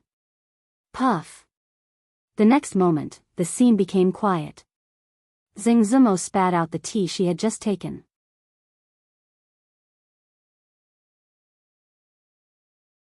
Chapter 69. Xing Zumo hurriedly wiped away the water stains on her clothes. Deep shock surged onto her pretty face. At this moment, she was somewhat suspicious. Had she heard incorrectly just now? In any case, the scholar was still a scholar. How could he say such unreasonable words? But when she turned her head, she saw that Wan Ruoqing and the other women had the same expression as her. They were clearly also shocked. Only then did she confirm that what the scholar had said just now was indeed those 4 words. Her mouth opened slightly. When she looked at the scholar standing in front of the young servant girl, her gaze changed for the first time. This young master, how can he? Wan Ruoqing's lips parted slightly. It was unknown what expression was on her pretty face. Scholars placed great importance on their manners. She had never seen a scholar say such vulgar words. She had always been disgusted by such things. But for some reason, at this moment, she couldn't feel any disgust towards the scholar. If the scholar really succumbed to the young man's despotic power, she would most likely be truly disappointed. She didn't think that not only did the scholar refuse, but the way he refused was so unique. The women who belonged to the Yuning Poetry Club beside her all had their lips curled up. They wanted to laugh but had to forcefully suppress it to avoid losing their composure. It was truly difficult. But at this moment, when they looked at the scholar again, they instantly felt he was much more pleasing to the eye. "Sell your mother." Seeing the scholar in front of him say these words with a smile on his face, the young man named Su Wentian's expression was first startled, then immediately turned red. He pointed a finger at Li Yi, his lips trembling, unable to say a word. He was a scholar, and the people he usually interacted with were the same. As a famous scholar in Qing and Fu, there were great scholars in their conversations and there were no commoners. But which great scholar would open his mouth and say, "Sell your mother"? They were all scholars with status. Could they speak more civilly? Even though he was angry and wanted to curse back regardless of his status, he couldn't think of any curse words that could rival the 4 words just now. His face became even redder. It was really difficult for a scholar who had been reading the books of sages since he was young to compete with Li Yi, a veteran from the 21st century, in cursing. Vulgar man. Such filthy words. Unbearable. Unbearable. What a disgrace. You're a scholar in vain. Around Su Wentian, the scholars who belonged to the Dongli Poetry Society were also stunned for a moment, but then their faces changed greatly, and they started to criticize Li Yi with livid faces. Everyone here is a scholar. Even if you don't agree, everyone will try to persuade you. Wouldn't it be fine as long as you agree? Why do you have to scold others? In the face of these people's accusations, Li Yi's expression did not change. After all, compared to the scolding methods in the future, which often revolved around your mother, 18 generations of ancestors, as the radius, genitals as the weapon, and sexual fantasies as the skill, which radiated 360 degrees and overturned the entire family tree, curses such as disgraceful, unworthy of being a scholar, and even son of AB*TCH, did not have the slightest impact on him. Li Yi had restrained himself just now because he was worried that this kind of cursing skill would be too powerful. If he really angered some of them to death here, he would inevitably be sued. At the very least, he really didn't need to be angry with these guys. On the surface, they were all geniuses and scholars, but secretly, they were thieves and prostitutes. The things they did were dirtier than the previous one. Some of the dirty things could even be put on the table to be traded, but in their eyes, it was extremely normal. Especially when the scholar named Su Wentian asked him to do him a favor with a smile, Li Yi felt that the 4 words he gave him couldn't be more suitable. It was simple and crude, but the effect was remarkable. The Dongli Poetry Club was the most popular candidate for the first place today, attracting the attention of many people. It didn't take long for the abnormality here to attract many people's attention. Many people in the surroundings looked over, and several figures also walked down from the upstairs, Su Wendian cherished his reputation after all. No matter what the result was, it wouldn't be a good thing for him. With a cold snort, he turned around and left without saying a word. Beside him, several people of the White Dew Poetry Club also glared at Li Yi with vicious eyes, showing disdain to associate with him. "I'll remember you." The young man who claimed to be the county magistrate's son glanced at Li Yi gloomily and said coldly. Behind him, two young girls' eyes flashed with a trace of sadness. They glanced at the little maid standing behind Li Yi with envy, then followed the young man and left silently. "Young master, it's all Xiao Huan's fault." After these people left one after another, the little maid pulled the corner of Li Yi's clothes and said while sobbing. There were tears at the corners of her eyes. "It's okay, it's not Xiao Huan's fault." Li Yi smiled and rubbed her head as he said softly. "But they all said that son-in-law." The young maidservant raised her head, two teardrops rolling down from her gem-like eyes. From what she heard, the words those people used to scold son-in-law were already very unpleasant to hear. "Oh," before she could finish her words, Li Yi stuffed a piece of pastry into her mouth. Li Yi pinched the little maid's pretty face. The little girl pouted and blinked innocently at him. He wiped her tears and said with a smile, "They are all bad people. They made our Xiao Huan cry. After eating this pastry, let's go home." That scholar's words just now were so satisfying. On the other side, a 16 or 17-year-old girl covered her mouth and laughed so hard that tears were about to flow down. Thinking of the expressions of Su Wendian and the others when they just left, the women couldn't help but laugh. As women, they naturally couldn't bear to see men exchange maids and even concubines like goods. The scholar's actions won them a lot of good impressions. "Zumo, I don't think that young master is a lecher at all. Otherwise, he would have already exchanged the two girls." A woman looked at Zeng Zumo and said, "Do you have some misunderstanding with him? Even if he's not a lecher, he's not a good person either." Zeng Zumo pursed her lips and said disdainfully. No matter what, she couldn't forgive that guy's attitude towards her.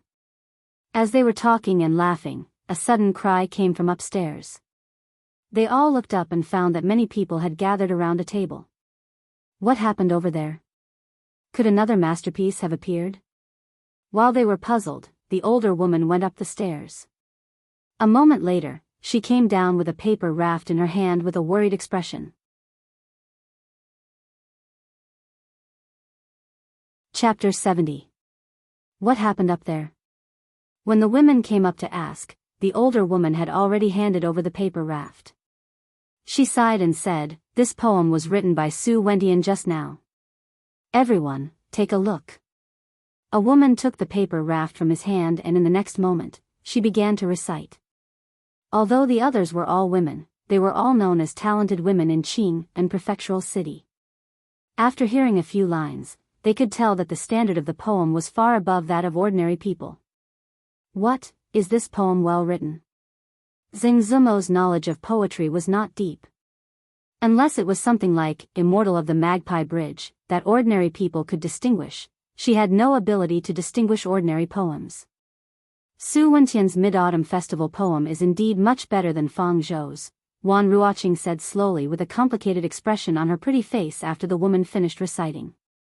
She could roughly judge the standard of the poem just by listening to it once. She had also heard the Mid-Autumn Festival poem written by Su Wendian last year. She didn't expect it to go up another level this year. She was afraid that it would shine in the poetry meet tomorrow night. "Sister Ruoqing, can your poem beat Su Wentian's?" Zeng Zumo looked at her and asked. She was very concerned about this. The Yunying Poetry Society's victory or defeat today would determine whether or not they had the right to participate in the true Mid-Autumn Festival tomorrow. If they won, she could enter with them and perhaps she could see that person then. I also didn't think that Su Wendian would have such skill in Mid-Autumn Festival poem. I'm afraid I cannot compare. Wan Ruoqing shook her head and said with a wry smile. Based on this poem, Su Wendian has already won today's competition. The older woman of the Yunying Poetry Society sighed and said. Although they didn't want to admit it, from ancient times until now, in the path of poetry, women were always inferior to men. Hearing this, Zheng Zumo's pretty face showed disappointment. If the Yunying Poetry Society couldn't win, then they didn't have the right to participate in the Mid-Autumn Festival. Naturally, she wouldn't be able to see the talent called Li Yi. These days, he could only keep the questions about that novel painting method in his mind. That person seemed to have appeared out of thin air and then disappeared. No matter how others searched, they couldn't find any information related to him. Zheng Zumo could only place all her hopes on tomorrow's poetry conference. With his talent, he shouldn't be absent from that kind of poetry conference. Knowing what she was thinking, Wan Ruoqing turned to look at her and said, "Even if we can attend the poetry competition tomorrow, we may not be able to see the person we want to see." Zheng Zumo understood everything that Wan Ruoqing had said, but this was still a ray of hope. If they lost today, even this hope would be gone. She turned her head in disappointment and saw that the scholar was holding a paper raft in his hand. After looking at it, the corners of his mouth curled up, and the expression she had seen before once again appeared on his face. This kind of expression was a little similar to the one she had when she saw the paintings of people who were not good at painting. Casually throwing the paper raft on the table, she said something to the young servant girl, and the two of them walked in the direction of the door. Gritting her teeth, she walked over to where the scholar had been, picked up the paper raft he had thrown away, and moved her gaze to it. What was written on the paper raft was the poem that Su Wentian had been praised by everyone. For a moment, the expression on Zheng Zumo's pretty face became very complicated, but it quickly turned into determination. She chased after the scholar's back. "Zumo," Wan Ruoqing called her from behind. Seeing that she didn't seem to hear, a puzzled expression appeared on her pretty face. She put down Su Wentian's poem and followed. Miss Zumo, on the way, she met a man who cupped his hands to her, but Zheng Zumo didn't pay attention to him. When she quickly walked past, the man's smile froze on his face. His gaze followed the direction of her back. The scholar and servant girl had already walked to the door. If he had known that this poetry conference didn't allow outsiders to participate, Li Yi wouldn't have wasted so much time here. After tasting all the fruits and pastries inside, he planned to go back with Xiao Huan. "Wait!" When he reached the door, a voice suddenly came from behind. Li Yi looked back and saw that the woman who had called him a lecher was walking over quickly. This woman, there's no end to it. Li Yi frowned slightly, subconsciously thinking that this woman was here to cause trouble. "Xiao Huan, let's go." As a man, he didn't want to fight with this crazy woman. Li Yi took Xiao Huan's hand and was about to leave, but Zheng Zumo quickly ran a few steps and blocked in front of them. Xiao Huan looked at the beautiful woman in front of her, and a vigilant expression appeared on her face. She couldn't help but move closer to Li Yi. "What do you want now?"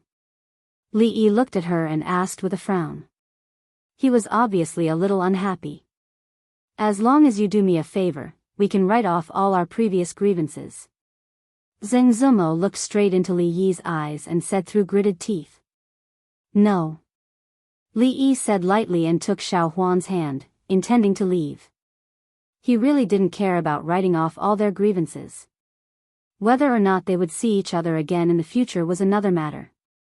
Why would he ask for trouble? Moreover, something that could make this woman put down her pride to ask for his help was probably not simple. He wasn't familiar with her, and strictly speaking, they had some minor grievances. Why should he help her? "You. Stop." Zheng Zumo pointed at him, gritting her teeth so hard that they almost broke. Whether it was in the past or now, which man wasn't polite when they saw her? When had she ever been ignored like this? Why didn't this guy have the temperament of a scholar at all? But when she thought about how he could say those 4 words in front of so many people, she had no temperament to speak of. She had never been ignored like this. She only felt extremely wronged. Tears welled up in her eyes, and she forced them not to fall. "Sir, please wait." Li Yi and Xiao Huan had already walked out the door, and a soft voice came again from behind. His footsteps paused, and he looked back at the gentle woman walking towards him. In the end, he didn't turn and leave like before. Just now, he had asked for 2 pieces of cake from her, so of course, he couldn't be too heartless in front of her. The woman named Wan Ruoqing walked over and first curtsied to Li Yi, then said apologetically, Zumo is naughty and mischievous. If she has offended you in any way, Ruoqing is here to apologize to you. Please don't blame her. Li Yi looked at this Miss Wan, and then looked at Xing Zumo, who was still staring at him with a pair of big eyes. He couldn't help but sigh in his heart. They were both women, but why were their personalities so different? The little servant girl stood beside him, and a bitter expression appeared on her pretty face. She already couldn't deal with a beautiful sister, and now there was another one. Miss, second miss, where are you? Xiao Huan can't look after the son-in-law by herself. Chapter 71. Miss Wan is too polite. I didn't take this matter to heart. The voice of the woman in front of him was extremely gentle, giving off a feeling of a spring breeze. Li Yi cupped his hands towards her and said with a smile.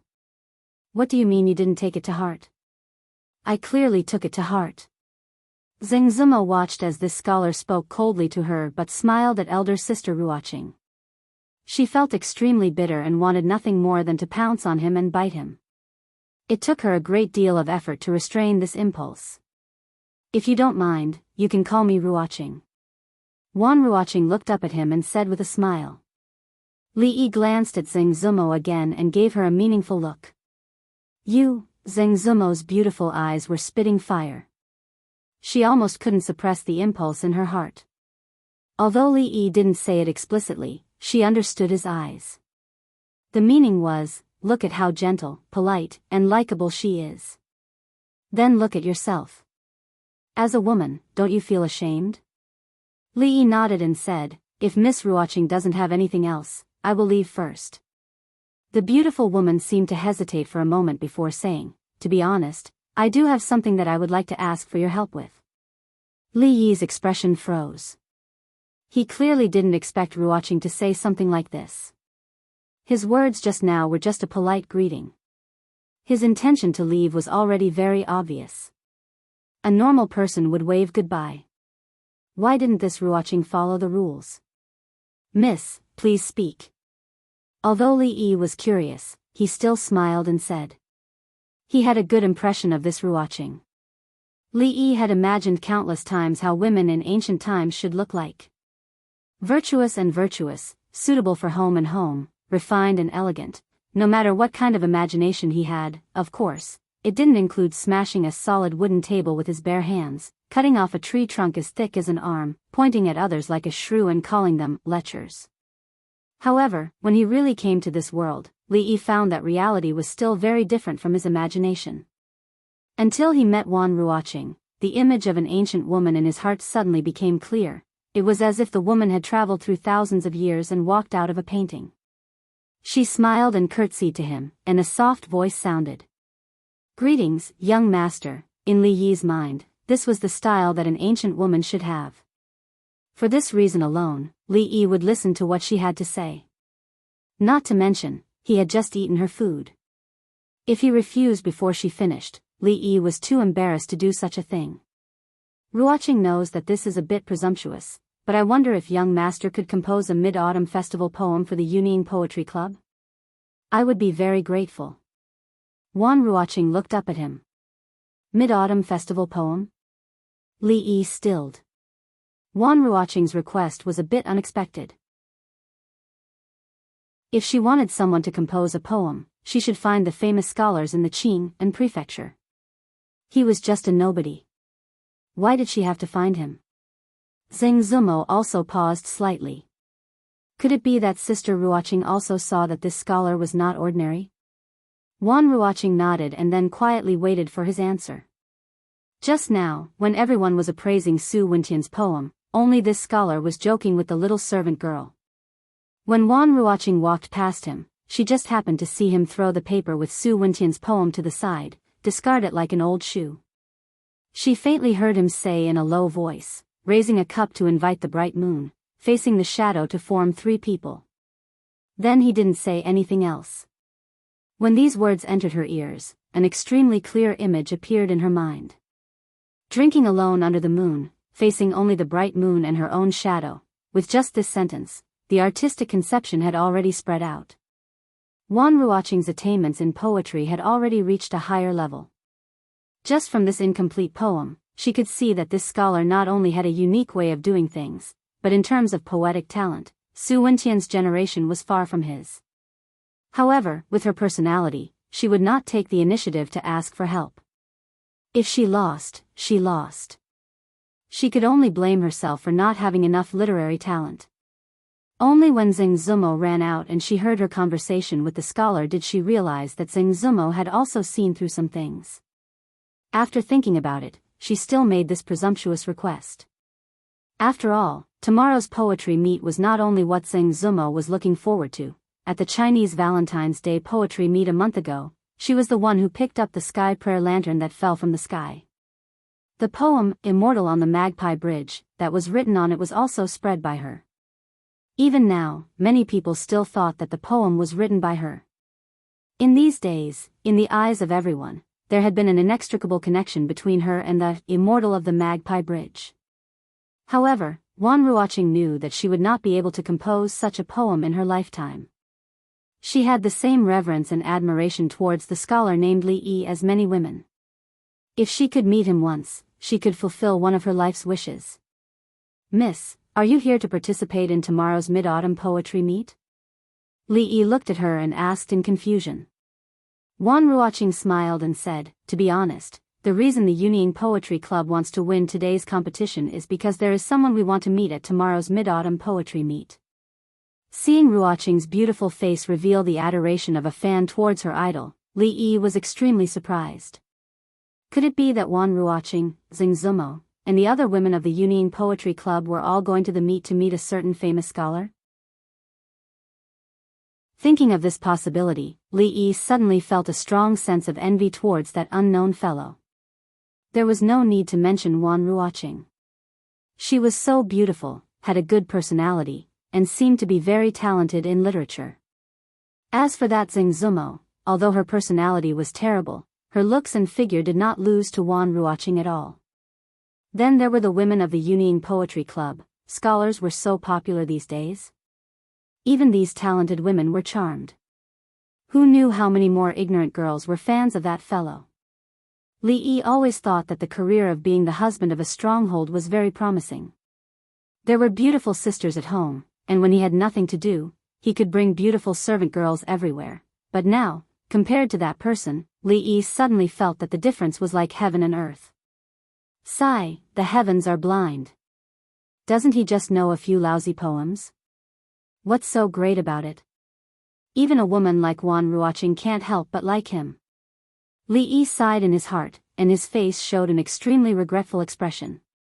In the eyes of Zheng Zumo and Wan Ruoqing, this was naturally a sign of rejection.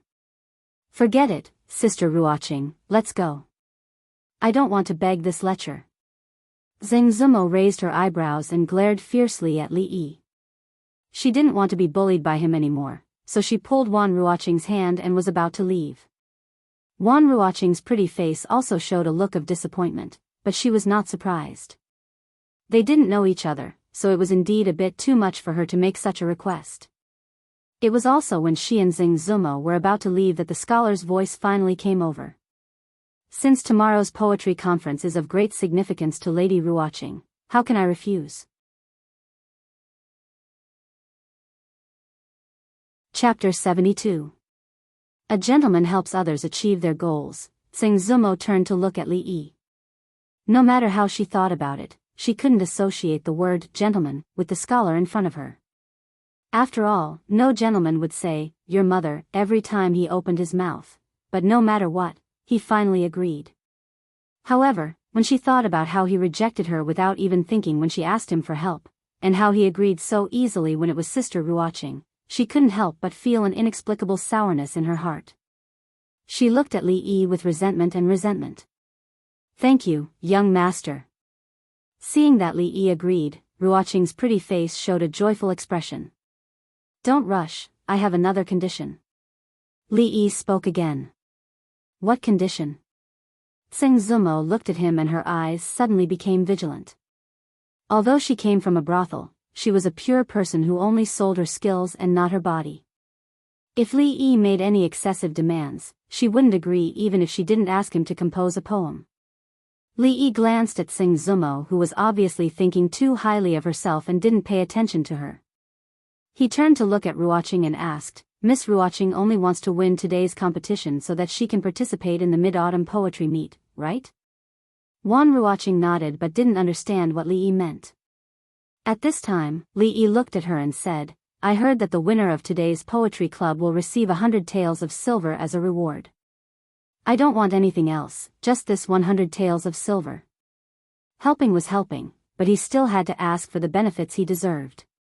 The girls from the Yuning Poetry Club and Wan Ruoqing wanted the right to participate in the Mid-Autumn Poetry Meet. Li Yi wanted the 100 taels of silver. Everyone took what they needed. This was a win-win situation. Wan Ruoqing was startled when she heard this. She looked up at Li Yi and nodded, that's how it should be. Even though 100 taels of silver was not a small amount to them, they didn't care about that. That was just a bonus for winning the competition. If they lost the competition, they wouldn't even have the right to participate in the Mid-Autumn Poetry Meet, not to mention the 100 taels of silver. She didn't need to ask for the opinions of those women and could help them make the decision. Humph, a miser. All you think about is money. Sing Zumo cursed in her mind. Her disdain for Li Yi was obvious. Now that the conditions were settled, the three of them turned around and walked back into the hall. Along the way, Wan Ruoqing walked beside Li Yi and said something to him. Slightly behind them, Sing Zumo raised her head and glared at Li Yi from time to time. If her gaze was a knife, Li Yi would have been cut into pieces by now. The servant girl followed behind them. She looked at Li Yi for a while and then secretly peeked at Wan Ruoqing and Sing Zumo. She was still a bit uneasy. Upstairs, several people looked down. After a moment of shock, they spoke with some confusion. Who's that man with Lady Wan and Lady Zoemo? He looks unfamiliar, probably a friend of Lady Wan. I saw him with the people from the Yuning Poetry Club. It's him. Why would Lady Wan make friends with such a vulgar person? Among these people, there were those who didn't know Li Yi. At this moment, they were shocked that Wan Ruoqing and Sing Zumo were so close to a man. Some had just seen him scold Su Wendian away. They were even more shocked. How did this person get together with Wan Ruoqing, the famous talented girl of Qing and Prefecture, and Sing Zumo, the top artist of the Jade's Yard? They didn't even have the mood to make friends with such a vulgar person and a refined scum. Could it be that those two girls just happened to like this kind of style? At this time, the women of the Yuning Poetry Club were gathered in a corner. The poems on the table in front of them were the ones that everyone had already read. Even though they were unwilling, they had to admit that in terms of poetry, they were far inferior to those men. Could it be that we are destined to have no fate with the Mid-Autumn Poetry Meet? A girl said unwillingly. All the girls sighed and remained silent. At this time, Wan Ruoqing and Li Yi walked over. I'll leave everything to you, young master, Wan Ruoqing bowed to Li Yi and said with a serious expression. Ruoqing, this is, seeing the scholar again, confusion appeared on the women's faces. When the older woman came forward to ask, Li Yi had already picked up a brush. He dipped it in ink and was about to write when he seemed to remember something. He turned back to look at Ruoqing and handed the brush to her. He said, "Let me read." "Miss Ruoqing, you write." Wan Ruoqing naturally didn't know that Li Yi was afraid that her words were too ugly and would be laughed at. She thought that this young master was very thoughtful. Since this was a work that represented the Yuning Poetry Club, she naturally had to write it herself. She took the brush from Li Yi's hand. Under the slightly confused gazes of the women, Li Yi had already begun to speak. A pot of wine among the flowers, drinking alone with no companionship. It's a poem? The women exclaimed softly. Their eyes were full of surprise, but they still didn't understand what was going on. Can this guy really do it? Zheng Zumo looked at him, still uncertain. After all, she was only guessing just now. If this scholar was just an arrogant student without any talent, then wouldn't everything she had done just now be in vain? Raising a cup to invite the bright moon, the shadow becomes three. It was also at this time that the second line of Li Yi's poem was recited. In an instant, the expressions of the rather talented women froze. In the next moment, their expressions changed. Seeing that their expressions had all become very solemn, Zheng Zumo was startled. Then, she looked at Li Yi and a thought of disbelief rose in her heart. Could it be that his poems are really that powerful? Since the moon cannot be drunk, the shadow follows me. Temporarily accompanying the shadow of the moon, joy must last until spring. Li Yi's voice continued. Beside him, Ruoqing picked up the brush and began to write. Neat and beautiful lines of hairpin-style small regular script appeared on the paper. My song lingers in the moon, my dancing shadow is messy. When awake, we are joyful, when drunk, we are separated. Forever unrequited, we meet again in the clouds. When Ruoqing finished the last word, Li Yi spoke again. This poem is called Drinking Alone Under the Moon. Zheng Zumo stood to the side in a daze. She saw that the gazes of the people around her seemed to be attracted by the poem on the paper and didn't move away for a long time. When she turned to look at the calm scholar again, her expression began to change. After a while, the women from the Uniying Poetry Club finally moved away from the paper. They looked at each other and an indescribable light appeared on their faces. Congratulations, Brother Su. Brother Su has great literary talent. We admire you. With Brother Su's poem, you will definitely shine at the Mid-Autumn Poetry Meet tomorrow. I will congratulate Brother Su in advance. You flatter me, you flatter me. Somewhere upstairs, Su Wentian was accepting the crowd's compliments. He kept saluting back, already forgetting the unhappiness that had just happened. His entire person felt like he was floating. Since the Qixi Poetry Meet a month ago, he had been completely suppressed by the White Dew Poetry Club. Only now did he finally turn the tables and return to the peak of his life. Brother Su's poem is truly breathtaking. Tomorrow, I'm afraid you'll be able to compete with Yang Yanzhou and Shen Zhaoji to see who's better. Opposite Su Wentian, a scholarly robed young man laughed. Brother Su exaggerates too much. I still have some self-awareness. There are many scholars in Qing'an Prefecture. Even those who are proficient in poetry would not dare to say they can beat these two. Hearing this, Su Wentian shook his head and said. The young scholar smiled and was about to speak when a paper raft came from the side. His eyes inadvertently swept over, his gaze could not move away.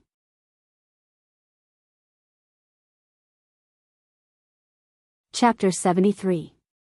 Brother Su, Brother Su. Su Wentian looked at the young man who had suddenly fallen into a daze. After calling him twice, the other still didn't come back to his senses. He couldn't help but feel very puzzled. Moving forward in time, a little earlier, a pot of wine among the flowers, drinking alone with no companionship. Raising a cup to invite the bright moon, the shadow becomes three people. Since the moon cannot be drunk, the shadow follows me. Temporarily accompanying the shadow of the moon, joy must last until spring. Forever unfeeling and traveling, we will meet in the clouds. Ruoqing, this poem, as Ruoqing wrote, drinking alone under the moon, on the Xian paper with graceful handwriting, the expressions of the talented women of the Uniying Poetry Club gradually changed from puzzlement to shock. After she stopped writing, the older woman turned to look at her and opened her mouth in disbelief. How does this poem compare to what Fang Wentian did? Zheng Zumo had seen the change in the expressions of the women just now. She couldn't help but ask impatiently. Hearing this, the older woman's expression became solemn. She said, how can the light of a grain of rice compete with the brilliance of the moon? What virtue and ability does Fang Wentian have to compare with this legendary poem? Legendary poem. Zheng Zumo's cherry lips parted slightly. It was as if a bolt of lightning had flashed through her mind. That unreasonable guy's poetic talent was actually at such a high level? If this poem were to spread, I'm afraid that all the scholars of our Jing kingdom, no matter when or where, as long as they raise a cup to drink, they will inevitably recite, raising a cup to invite the bright moon, the shadow becomes three people. A young woman's beautiful eyes became dazed as she murmured, The performance of the talented women was not out of Li Yi's expectations. One had to know that this, drinking alone under the moon, even among all of Li Bai's works, was considered the best of the best. Raising a cup to invite the bright moon, the shadow becomes three people, was a line that had been passed down for thousands of years. Who was Li Bai? He was an existence that stood at the peak of the ancient literary world. Any random poem he threw out was enough to scare people to death. Wan Ruoqing's pretty face was also filled with uncontrollable excitement. When she heard the poem, she only guessed that this young master should have some talent, but she never thought that his talent would be so high. Putting aside her personal feelings, the standard of this poem was already comparable to the immortal Magpie Bridge. Of course, in Wan Ruoqing's heart, she still preferred immortal Magpie Bridge. Putting aside the relationship between her and that poem, in the Jing Kingdom, for various reasons, the development of poetry was more prosperous than that of poetry and was more popular. As for poetry, it was indeed very popular during the previous dynasty. However, for the past 100 years, the literati of the Jing Kingdom still preferred writing lyrics. Because of this, although Drinking Alone Under the Moon had a very high standard, but in terms of influence, it would not surpass Immortal Magpie Bridge. However, if this poem was compared to something like Fong Wen Tian, it would be making a mountain out of a molehill. When the shock in their hearts subsided a little, everyone's gazes couldn't help but look at Li Yi. For them, through a poem, they could see the character of the poet, and even what he was thinking when he wrote the poem. Drinking alone under the moonlight, with no one close to him, from lonely to not lonely, then from not lonely to lonely.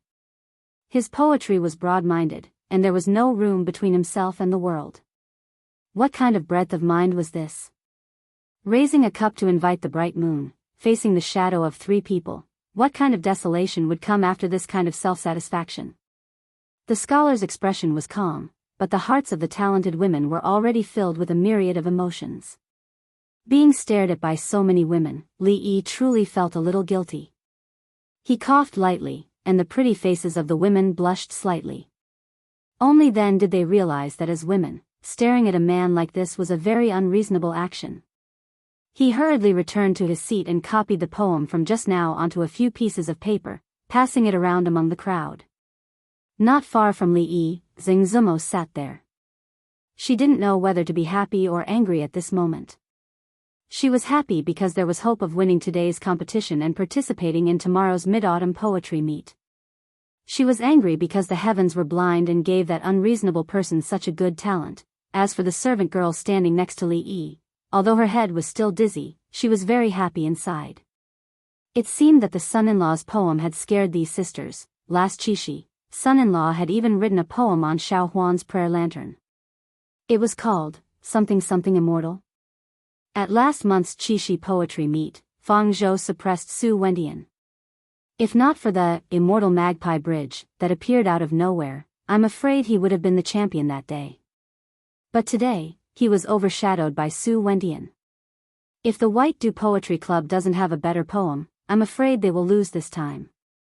That's not surprising. In the field of poetry, it has always been difficult to distinguish who is better. Fang Zhou is good at Qixi poems, and Su Wendian's poem about the moon is very outstanding. It is very suitable for this mid-autumn poetry meet. It is no surprise that Fang Zhou lost to him. Speaking of which, the talented women of the Yunying Poetry Club can't be underestimated. I wonder if they have any good poems tonight? Of course they do. Lady Wan's poem about the moon is above Fang Zhou's, but it is still inferior to Fang Wentian's. Somewhere on the first floor, a few scholars raised their cups and drank, judging the outstanding works of today's poetry meet. In the end, they are just women. In that case, the winner today is definitely the Dongli Poetry Club. With this poem, I'm afraid Su Wendian won't be unknown at tomorrow's meet. A man in green said with a sigh. He took a paper raft from a passing servant and wanted to see which poetry club had new works. That's not necessarily true. After all, there are many scholars in Qing and Prefecture tomorrow. There will be no lack of good works. Whether Su Wendian can make the list depends on his luck. As they talked, they didn't realize that one of them was silent for a long time. A shocked expression gradually appeared on his face. I hope Su Wentian can make a name for himself tomorrow. This way, we can boast about him in the future and share his glory. A scholar said with a smile. Before he finished his second sentence, a voice suddenly came from beside him. Everyone, wait. This voice was slightly louder, and the scholar swallowed the words he was about to say. The few of them looked at him with puzzled expressions. The scholar in green still had a shocked expression as he slowly handed over the paper raft in his hand. After the few people took it, they moved their heads closer. After a few breaths, their expressions all changed. Back to the upper floor. Brother Su? Brother Su? Su Wentian didn't know how many times he called until he reached out and shook his shoulder. Only then did the young man wake up. Brother Su, what has happened to make Brother Su so absent-minded? When he looked up, he saw Su Wentian looking at him with puzzlement. A complicated expression appeared on the young man's face. He looked at Su Wentian and handed over the paper raft in his hand. Brother Su, you, take a look.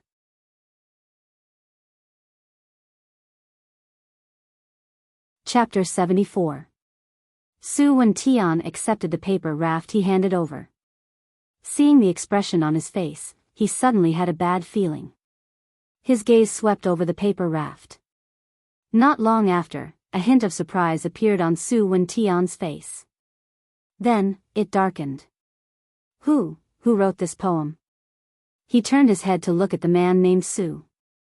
There was no longer any trace of joy on his face. The handwriting is hairpin-style small regular script. It must have been written by one of the talented women from the Uniying Poetry Society. This poem was probably written by them. The man named Su pointed to the handwriting on the raft.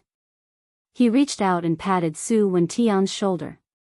He sighed and said, Brother Su, you don't have much time left. Su Wentian knew what he meant. If he couldn't create a poem that surpassed the standard of this poem in a short amount of time, they would lose today's competition without a doubt. They would also lose the right to attend the poetry competition tomorrow. However, the words of the youth surnamed Su still made him want to curse out loud. What did he mean by he didn't have much time left? Even if he was given another day, a month, year, or even a lifetime, he still might not be able to create such a poem.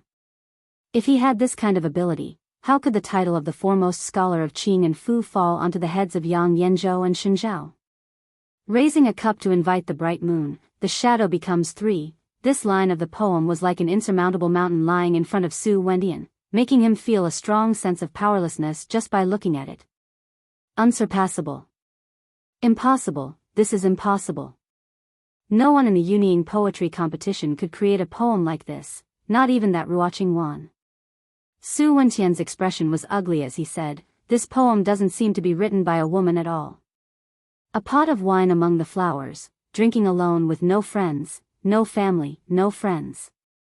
Just this point alone is enough to satisfy them.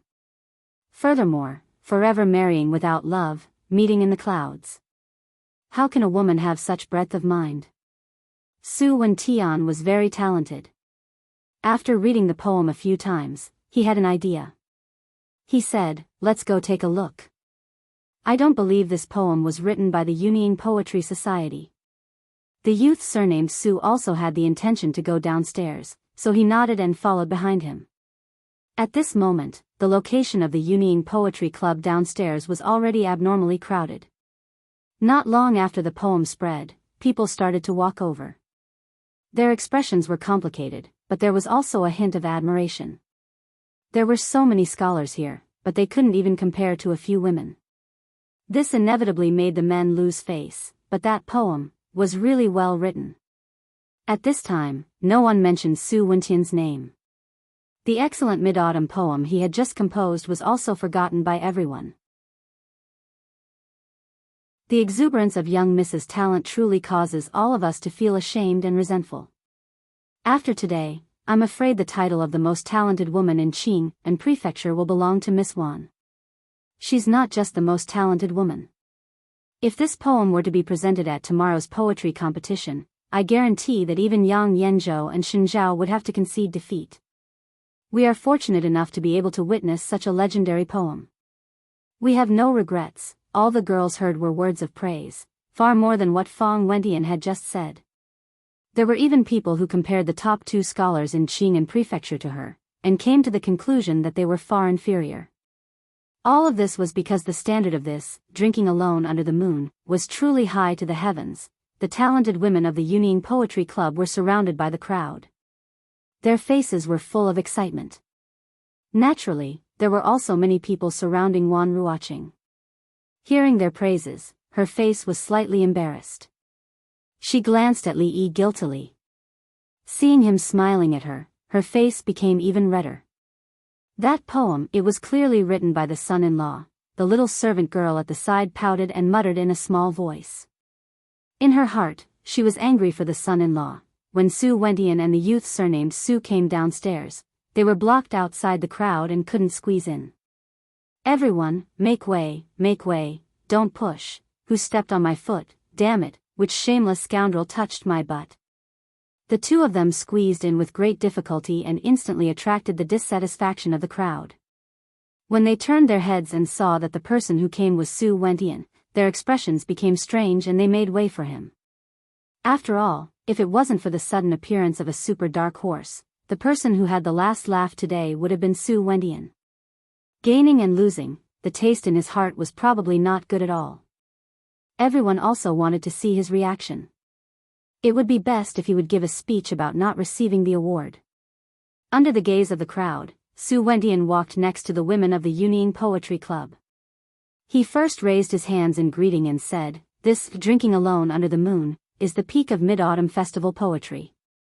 I, Su, am full of admiration." At this point, the topic suddenly changed. I wonder which talented woman of the Yunning Poetry Club wrote this poem? Among the women, the face of the younger girl changed slightly. Even though it quickly returned to normal, Su Wentian still caught it. The corners of his mouth curled into a smile. There was indeed something fishy about this. Is it Lady Wan? Su Wentian looked at Wan Ruoqing with a smile that was not a smile. No. Wan Ruoqing shook her head.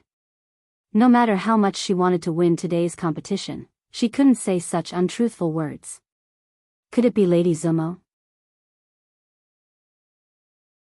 Su Wentian turned to look at Zheng Zumo and asked.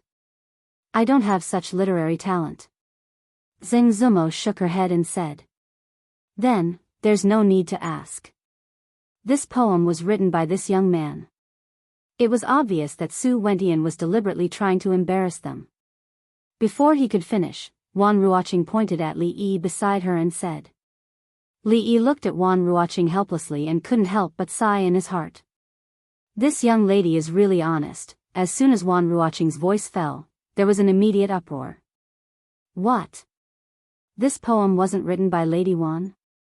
That scholar can actually produce such a masterpiece. If that's the case, this poem can't be counted as written by the Yunning Poetry Society? What a pity. If this wasn't the case, this poem would have won the competition tomorrow. Seeing the astonished expressions on everyone's faces, Fang Wentian revealed a smile.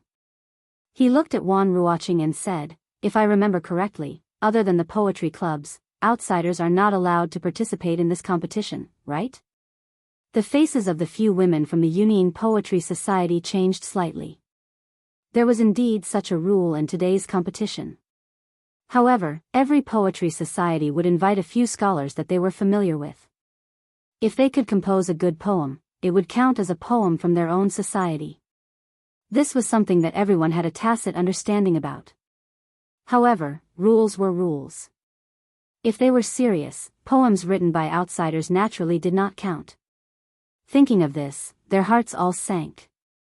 What if this young man isn't an outsider? At this moment, a voice suddenly came from the side.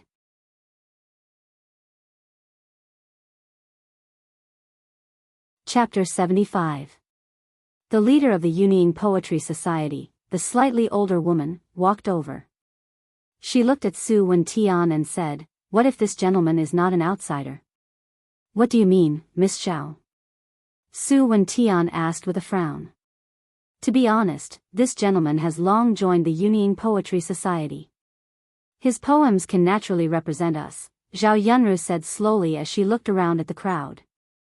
When these words were spoken, the women of the Uniying Poetry Society, including Wan Ruoqing and Sing Zumo, all froze. This gentleman, when did he join the Uniying Poetry Society? Li Yi also stilled. When did he join the Uniying Poetry Society? How come he didn't know? At this moment, Li Yi saw the woman winking at him discreetly, and he immediately understood what was going on. Yes, from now on, he was a member of the Uniying Poetry Society. At the same time, an uproar immediately came from the surrounding crowd. How is this possible? He is a man. The Uniying Poetry Society has always only been women. When has a man ever joined? Clearly, Zhao Yunru's words just now had a great impact on them. The Uniying Poetry Society was formed by the talented women of Qing and Prefecture and had never accepted any men. Where did this person come from? The Uniying Poetry Society has always only been women. This is something everyone knows. Miss Zhao, please do not joke. Su Wentian still had a faint smile on his face. Zhao Yunru's words were clearly just a temporary measure. However, she used the wrong method and could not be exposed. Oh. Hearing this, Zhao Yunru looked at the crowd with a slight smile and said, when did we say that the Uniying Poetry Society only allowed women to join? The smile on Su Wentian's face froze. The surrounding hubbub also gradually quieted. A sliver of shock floated onto everyone's faces and they revealed thoughtful expressions. Very quickly, they realized that from beginning to end, the Uniying Poetry Society seemed to have never said such a thing. It was only because of the name of the Uniying Poetry Society and the fact that the members were all women that they naturally had their previous thoughts.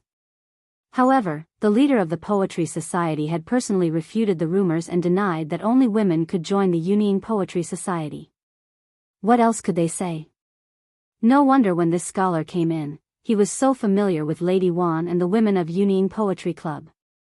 It turns out that he is also a member of Uniying Poetry Club. The Uniying Poetry Club actually allows men to join. It turns out that we have been mistaken all along. This way, this poem can naturally represent the Uniying Poetry Society. If they can participate in tomorrow's Mid-Autumn Poetry Meet, with this person there, Yang Yanzhou and Xin Zhao will have to die on the spot. I'm afraid the title of the #1 scholar in Qing and Prefecture is about to change hands. That's not necessarily the case. Although this poem is good, every time Xin Zhao writes a poem, it will be widely circulated in the brothels and music halls. No matter how good the poem is, it can't be compared to it. Just now, everyone had only thought that Zhao Yunru's words were a ploy. However, when they thought of how the scholar had headed straight for the Uniying Poetry Society when he came in and behaved intimately with Wan Ruoqing and the others, they thought that they already knew each other. There was no longer any doubt in their hearts. The two scholars who had followed Li Yi and stood at the back of the crowd and stared dazedly at him. They murmured, so that brother really does know Lady Wan. He is also a member of the Uniying Poetry Society. You hid it so well from us. Su Wentian's expression was dark. He had not thought that one sentence from Zhao Yunru would turn his attack into nothing. That scholarly scum was actually a member of the Uniying Poetry Society. This was far beyond his expectations. However, he was not willing to give up just like this. Tomorrow's Mid-Autumn Poetry Meet would be his time to shine and amaze the world with a single brilliant feat. He would not allow anyone to ruin it. Raising his head to look at Zhao Yunru, he gritted his teeth and said, even so, this poem does not count because today's competition is competing in Mid-Autumn Poetry Festival, not Mid-Autumn Poetry Festival. Hearing Su Wentian's words, Zhao Yunru was first slightly startled.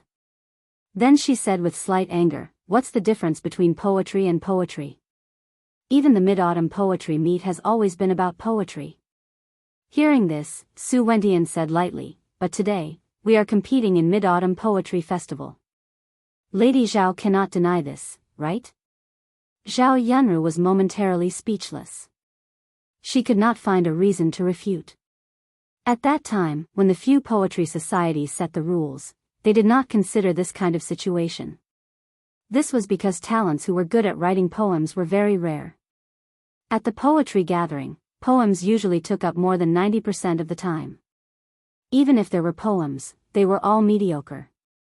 Therefore, there was no difference whether they competed for Mid-Autumn Festival poems or Mid-Autumn Festival poems. In the end, one of the poems would be the winner. She had never thought that Su Wentian would take advantage of this loophole. This way, this Mid-Autumn Poetry Festival that would be passed down through the ages would not count today. After Su Wentian finished speaking, all of the surrounding candidates frowned. This Su Wentian is too narrow-minded. Even if this person has some talent, he will not be able to become a great person. I never thought that Su Wentian would be this kind of person. That day when the rules were set, they actually neglected this point. Otherwise, this situation would not have happened. Even though Su Wentian is somewhat shameless, but, this time, he is really standing on the side of reason. What a pity, if this piece of work won in the Mid-Autumn Poetry Meet, we would also be honored. What a pity. After today, Su Wentian's image in the eyes of many scholars would definitely plummet. However, at this moment, he could not care less. If he could make a name for himself in the poetry meet tomorrow, then he would gain much more than he would lose. So, this means that the winner today will definitely be Brother Su? The youth with the surname Lu, who had just clashed with Li Yi, laughed and looked at Li Yi and the other women from the Yunying Poetry Society.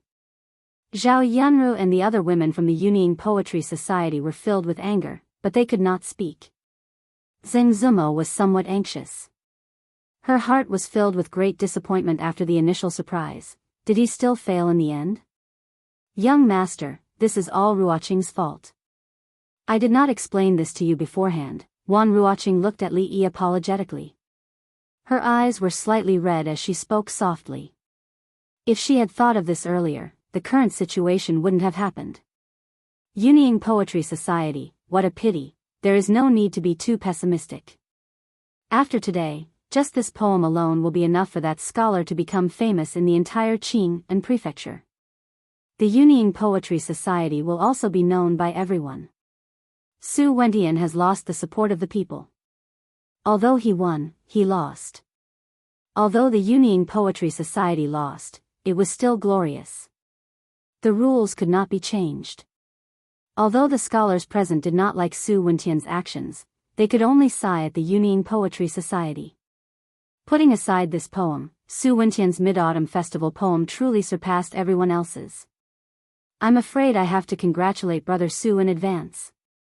The youth with the surname Lu smiled and saluted Su Wentian. Brother Lu, it's too early to say that. Su Wentian clasped his hands together and said humbly. Li Yi let out a long sigh as he watched the two of them hypocritically echoing each other. Young master, Wan Ruoqing looked up at him apologetically. Just as she was about to speak, Li Yi waved his hand. He looked at her and said somewhat reproachfully, you should have said earlier if you wanted a poem or not.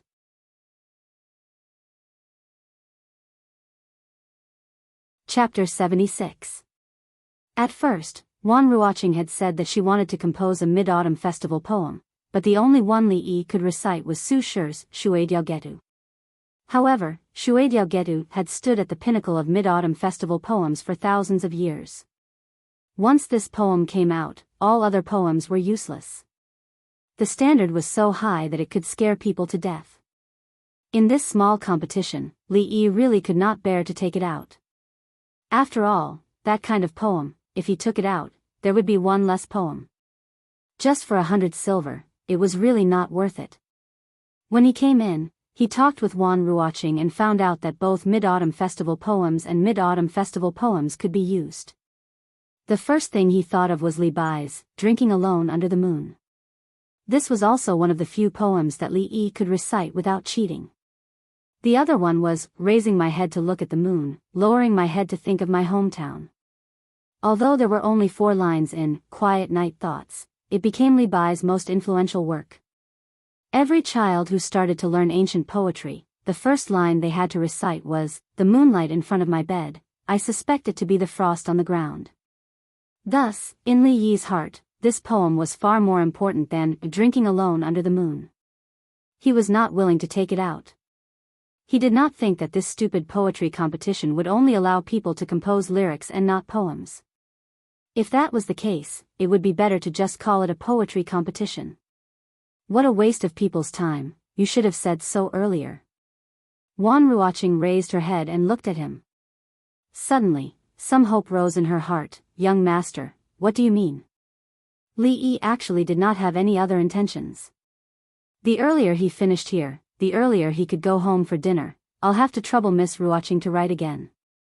Li Yi looked at her and smiled. At this time, Ruoqing finally understood the meaning of Li Yi's words. He actually wants to compose another Mid-Autumn Festival poem on the spot. For poetry gatherings like the Double Seventh Festival or the Mid-Autumn Festival, the theme was unusually clear. The poetry gatherings were limited to the Double Seventh Festival and Mid-Autumn Festival poems. The scholars who participated in the poetry gatherings usually started preparing long before the event. They even spent months to polish their poems and refine every word. Only then would they be able to produce the stunning moment of the poetry gatherings. If they were asked to compose lyrics on the spot, even the so-called foremost scholar of Qing and Prefecture would most likely only be able to come up with a mediocre piece. After Drinking Alone Under the Moon was rejected, it was practically impossible for them to come up with another Mid-Autumn Festival poem that could surpass Su Wentian's in a short period of time. They didn't have any hope at all. Miss Ruoqing, Li Yi saw that Wan Ruoqing did not move, so he waved his hand in front of her eyes. After Wan Ruoqing came back to her senses, she glanced at Li Yi again and hurriedly picked up the brush.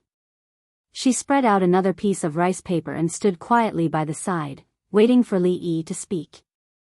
Although she didn't know why this young master didn't write on his own this time, she was only puzzled for a moment before she immediately listened to his arrangements. Her action naturally aroused the curiosity of the crowd. What is Miss Wan doing? Is she going to write another Mid-Autumn Festival poem? Even if she really did it, it's impossible for her to surpass Su Wentian, many of the candidates sighed in their hearts. No one thought highly of Wan Ruoqing. After all, even the Mid-Autumn Festival speech that Su Wentian had meticulously prepared was suppressed by him. How could he possibly beat the other party with his improvisation? When Su Wentian saw this, a mocking expression appeared on his face. If Ruoqing's meticulous preparation for the past few months was enough to threaten him, the lyrics she wrote on the spot probably wouldn't be as good as the one she just wrote. Ruoqing. The women of the Yunying Poetry Society also guessed the same. Zhao Yunru looked at her and opened her mouth. In the end, she could only sigh. Only Zheng Zumo looked up at Li Yi. She had seen everything that he had whispered to Wan Ruoqing. Partridge sky. Just at this time, Li Yi spoke lightly. Partridge sky.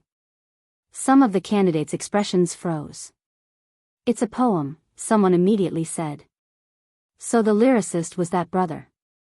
Everyone immediately understood.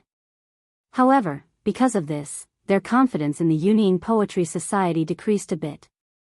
Even though poetry was often mentioned together, there were great differences in both style and rhythm.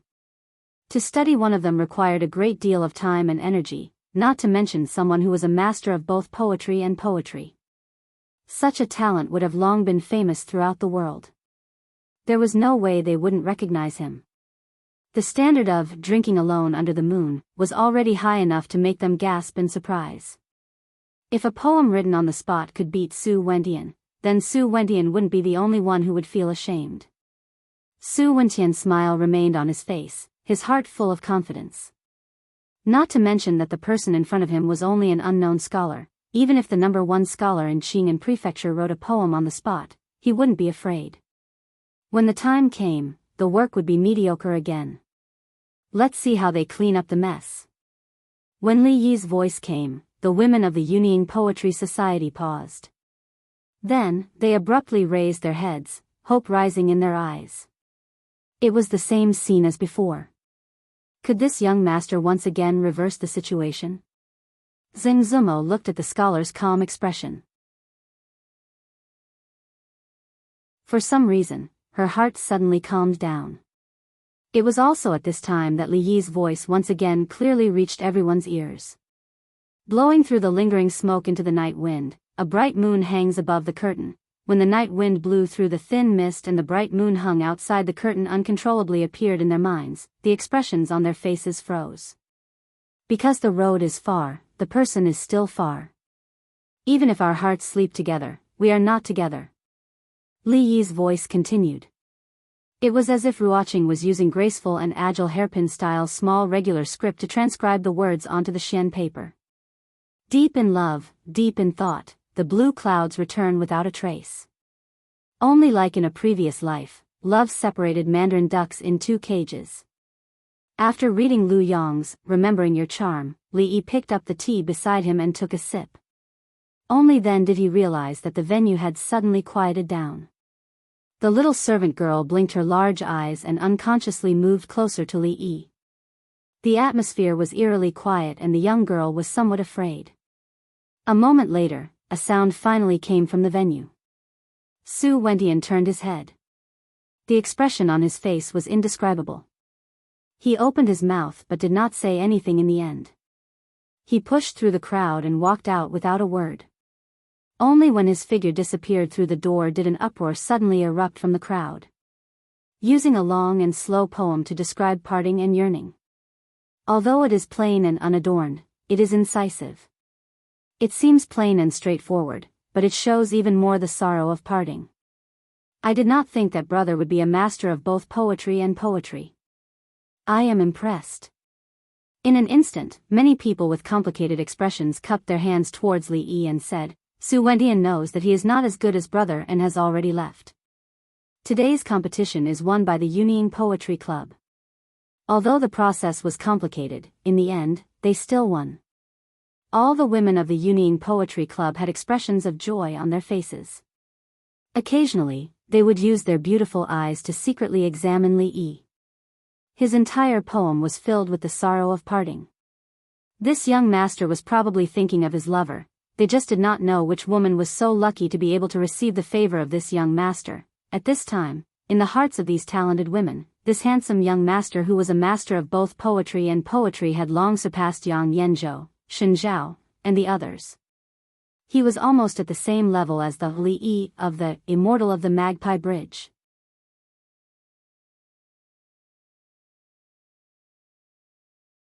Chapter 77.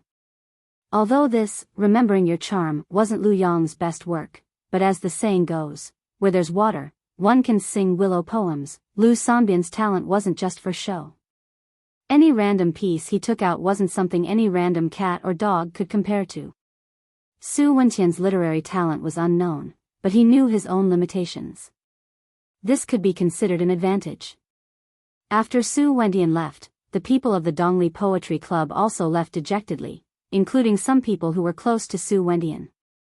They did not have the face to stay here anymore. After all, Su Wendian was too cocky just now. Unfortunately, the higher he climbed, the more painful the fall.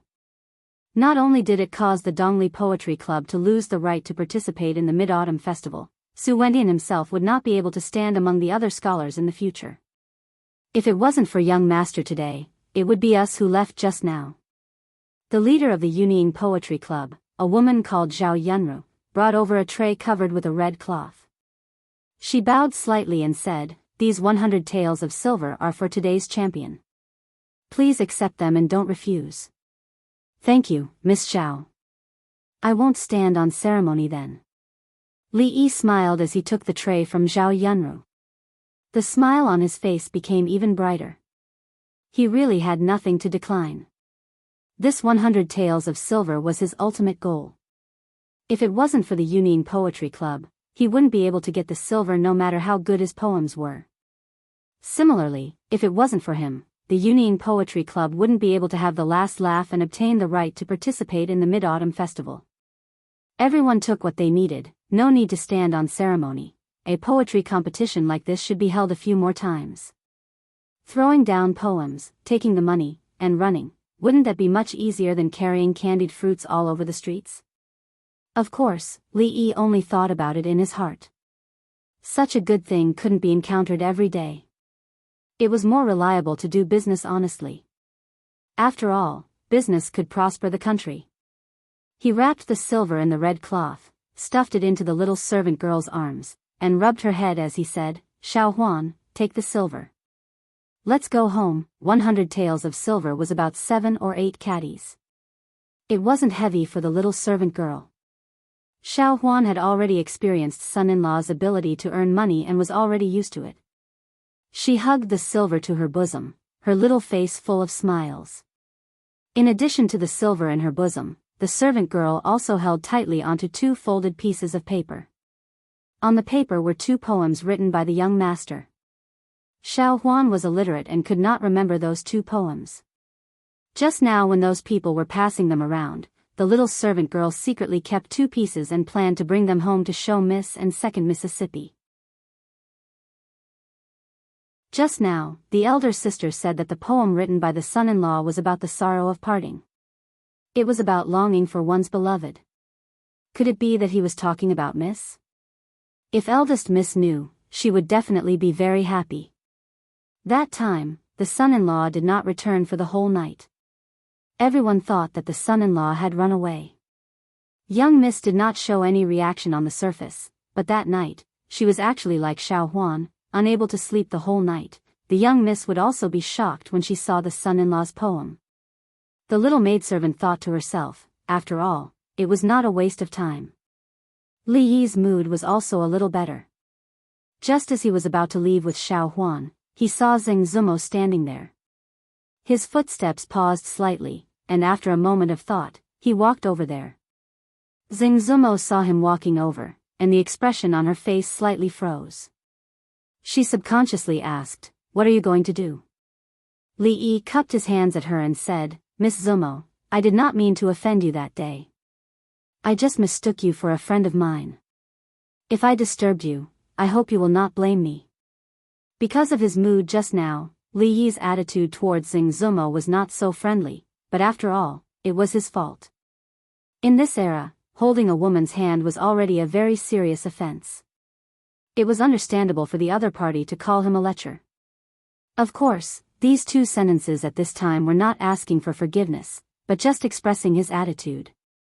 After all, they had stood on the same front and fought together. A mistake was a mistake. Even if they would not have a chance to meet again in the future, some words were said, and their thoughts would eventually be more clear. Hearing Li Yi's words, Zeng Zumo's expression was slightly startled. He would actually apologize to her. This was something Zeng Zumo had never thought of.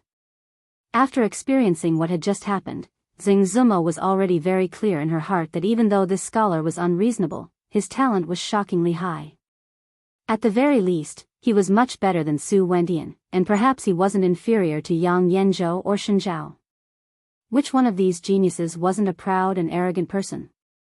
In public, he would bow his head and apologize to a woman. But she had also seen many scenes. After a moment of surprise, the expression on her pretty face quickly returned to normal. She bowed slightly to Li Yi and said, "Since it was not intentional, there is no need to mention this matter in the future." Li Yi did not know that Zeng Zumo had already thought that what happened that day was only a misunderstanding. What she wanted was exactly Li Yi's attitude. Originally, he thought that she would call him a lecher like before. Li Yi had already mentally prepared himself for this. He did not think that she would actually bow and return the greeting. It was clear that she did not intend to pursue the matter. "I wonder if you will participate in tomorrow's Mid-Autumn Poetry Meet?" At this time, Zhao Yunru walked over and asked Li Yi with a smile. In Zhao Yunru's view, with the talent he had displayed today, if he could participate in the Mid-Autumn Poetry Meet, he would definitely shine. At that time, it would not be impossible for him to surpass Yang Yanzhou and Shen Zhao and obtain the title of the #1 scholar in Qing'an Prefecture. To be honest, Miss Zhao, I have no interest in the poetry meet. Li Yi smiled and then raised his hands in a salute to the crowd. He said, "It's getting late. If there is nothing else, I will leave first." Hearing the first half of his words, the women of the Yunying Poetry Society were stunned. The poetry meet that they dreamed of participating in the eyes of the other, was not even worth mentioning. At this time, in Wan Ruoqing's mind, the image of him casually tossing Su Wentian's poem to the side floated up. Her heart suddenly felt relieved. This young master does things differently from normal scholars. He is most likely a noble person and does not care about empty reputation. Also, with his talent in poetry, he does not need to compete with others. As she thought this, she suddenly seemed to remember something. Her expression changed slightly. When she turned her head, the figure of the scholar and the servant girl had already disappeared through the door. I was only thinking about the poem just now and forgot to ask for that young master's name, she exclaimed softly and hurriedly chased after them. After a moment, Wan Ruoqing stood on the street and looked at the bustling crowd. She could not see the end of the crowd. She gave a long sigh and turned to walk back.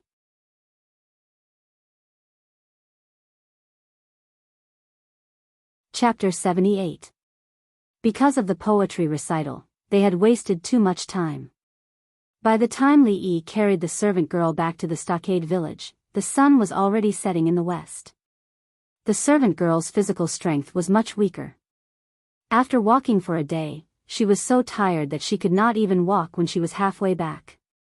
At first, when Li Yi proposed to carry her on his back, the young maidservant kept on refusing. She gritted her teeth and walked a few steps, almost falling down. Li Yi did not allow her to say anything and lifted her up. The young girl resisted a few times but was unable to break free. She could only obediently adjust her posture and lay on his back. When Li Yi first came to this world, his body was still weak. However, Li Yi had been consciously training every day for the past 2 months. Recently, he had been learning martial arts from Lu Rui. Although he could only make a few good postures and was not very useful, his physique was obviously much stronger than before. At least, it was about the same as a normal person. Although the young girl's face was round and had some baby fat, she was petite and had a very slim figure. Li Yi did not feel that it was too heavy to carry her. Along the way, he occasionally told some jokes, which made the young girl giggle. Her body trembled on Li Yi's back. Sometimes, she would interrupt and say a few words. Later on, Li Yi did not speak much. He only listened to the servant girl talk non-stop. Of course, Xiao Huan did not have so many stories in her head. What she talked about was nothing more than things that happened when they were young. Xiao Huan and Lu's sister Rui grew up together. Naturally, they were part of the story.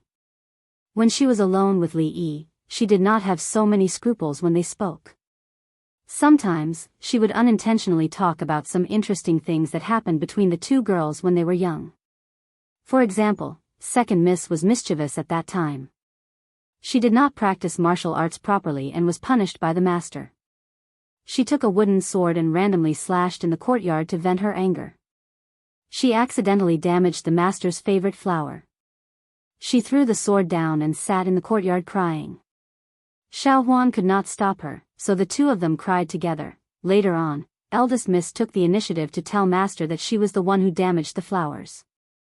Master punished her by locking her in the room to reflect on herself and forbade her from eating for a day. Xiao Huan and Second Miss hid half a steamed bun each and passed it to her through the window. As she spoke, the young maidservant had a smile on her face. As she spoke, her voice grew softer and softer. It wasn't until Li Yi felt that the young maidservant's breathing had gradually steadied that he discovered that she had fallen asleep. In order not to wake up the servant girl, Li Yi slowed down his pace and tried his best not to shake. However, when he walked back to the stockade village, there was only a small amount of light in the sky. When he passed through the stockade and walked home, he bumped into the woman with the waist of a bucket. It was unknown if Lady Wu had done it intentionally or not, but when she brushed past Li Yi, her body suddenly tilted. Although Li Yi's physical strength had increased over the past few days, he was clearly at a disadvantage in terms of weight. He immediately staggered from the collision and managed to stabilize himself with great difficulty. However, the young maidservant on his back was startled awake. Madame Wu curled her lips, a mischievous smile on her face. Son-in-law, she softly muttered a few words and rubbed her sleepy eyes. The small bundle on her arm fell to the ground and when it landed, it scattered and a few silver ingots rolled out. It was a familiar scene. Madame Wu lowered her head to look at the silver ingots on the ground with a lifeless expression. The mischievous smile on her face had long disappeared. She couldn't suppress the impulse in her heart. She wanted to rush up and snatch the silver and run away, but in the end, she couldn't turn her thoughts into reality before Li Yi picked up the silver.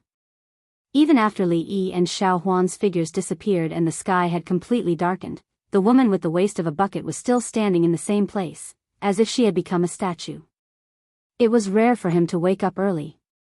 Li Yi pushed open the door and walked into the courtyard.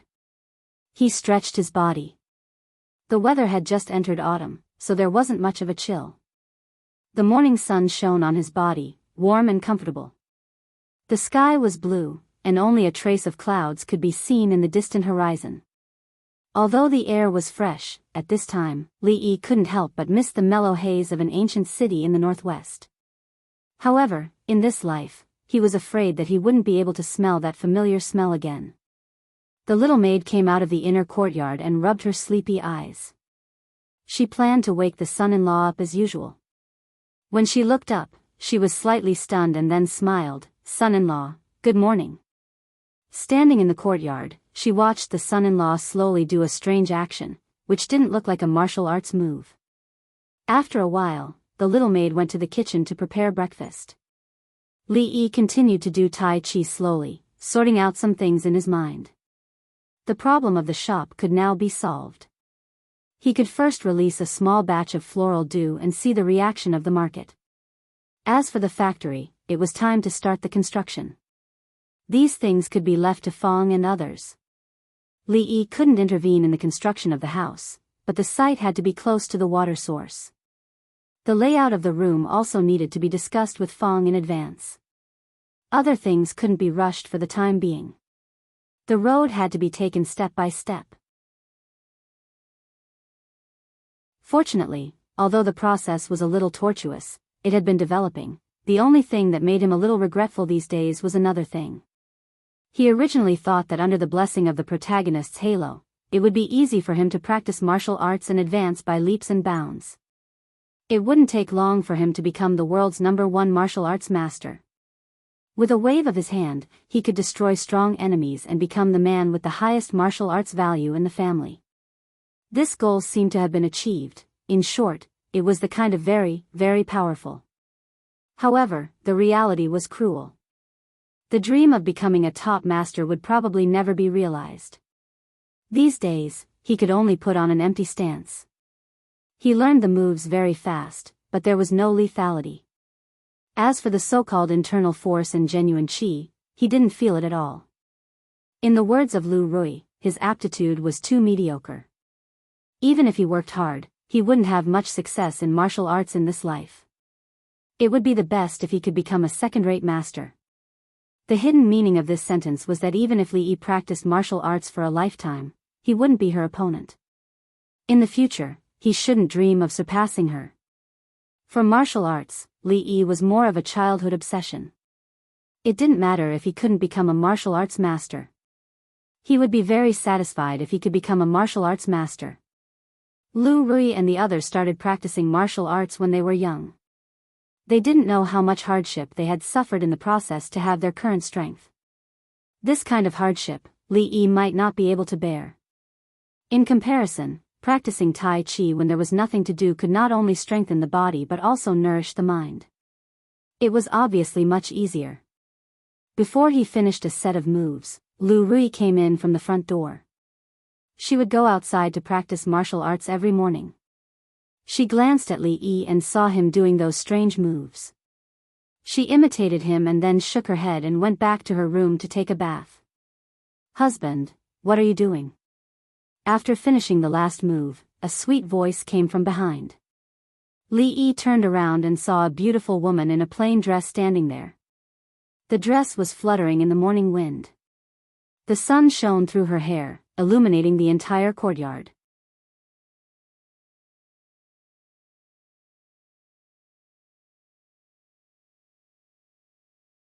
Chapter 79. Even though they saw each other every day, Li Yi was still amazed by Lu Rui's beauty every time he saw her. She was as beautiful as the top actresses in the future. It was not an exaggeration to use more words to praise her beauty. In the Willow Leaf Village, even the naughty children who hadn't even grown up knew that they would marry a wife as beautiful as Sister Rui when they grew up, which showed how attractive she was to men. It had to be said that the old Lu family's genes were so good that they had no friends. Their daughters were each more beautiful than the other.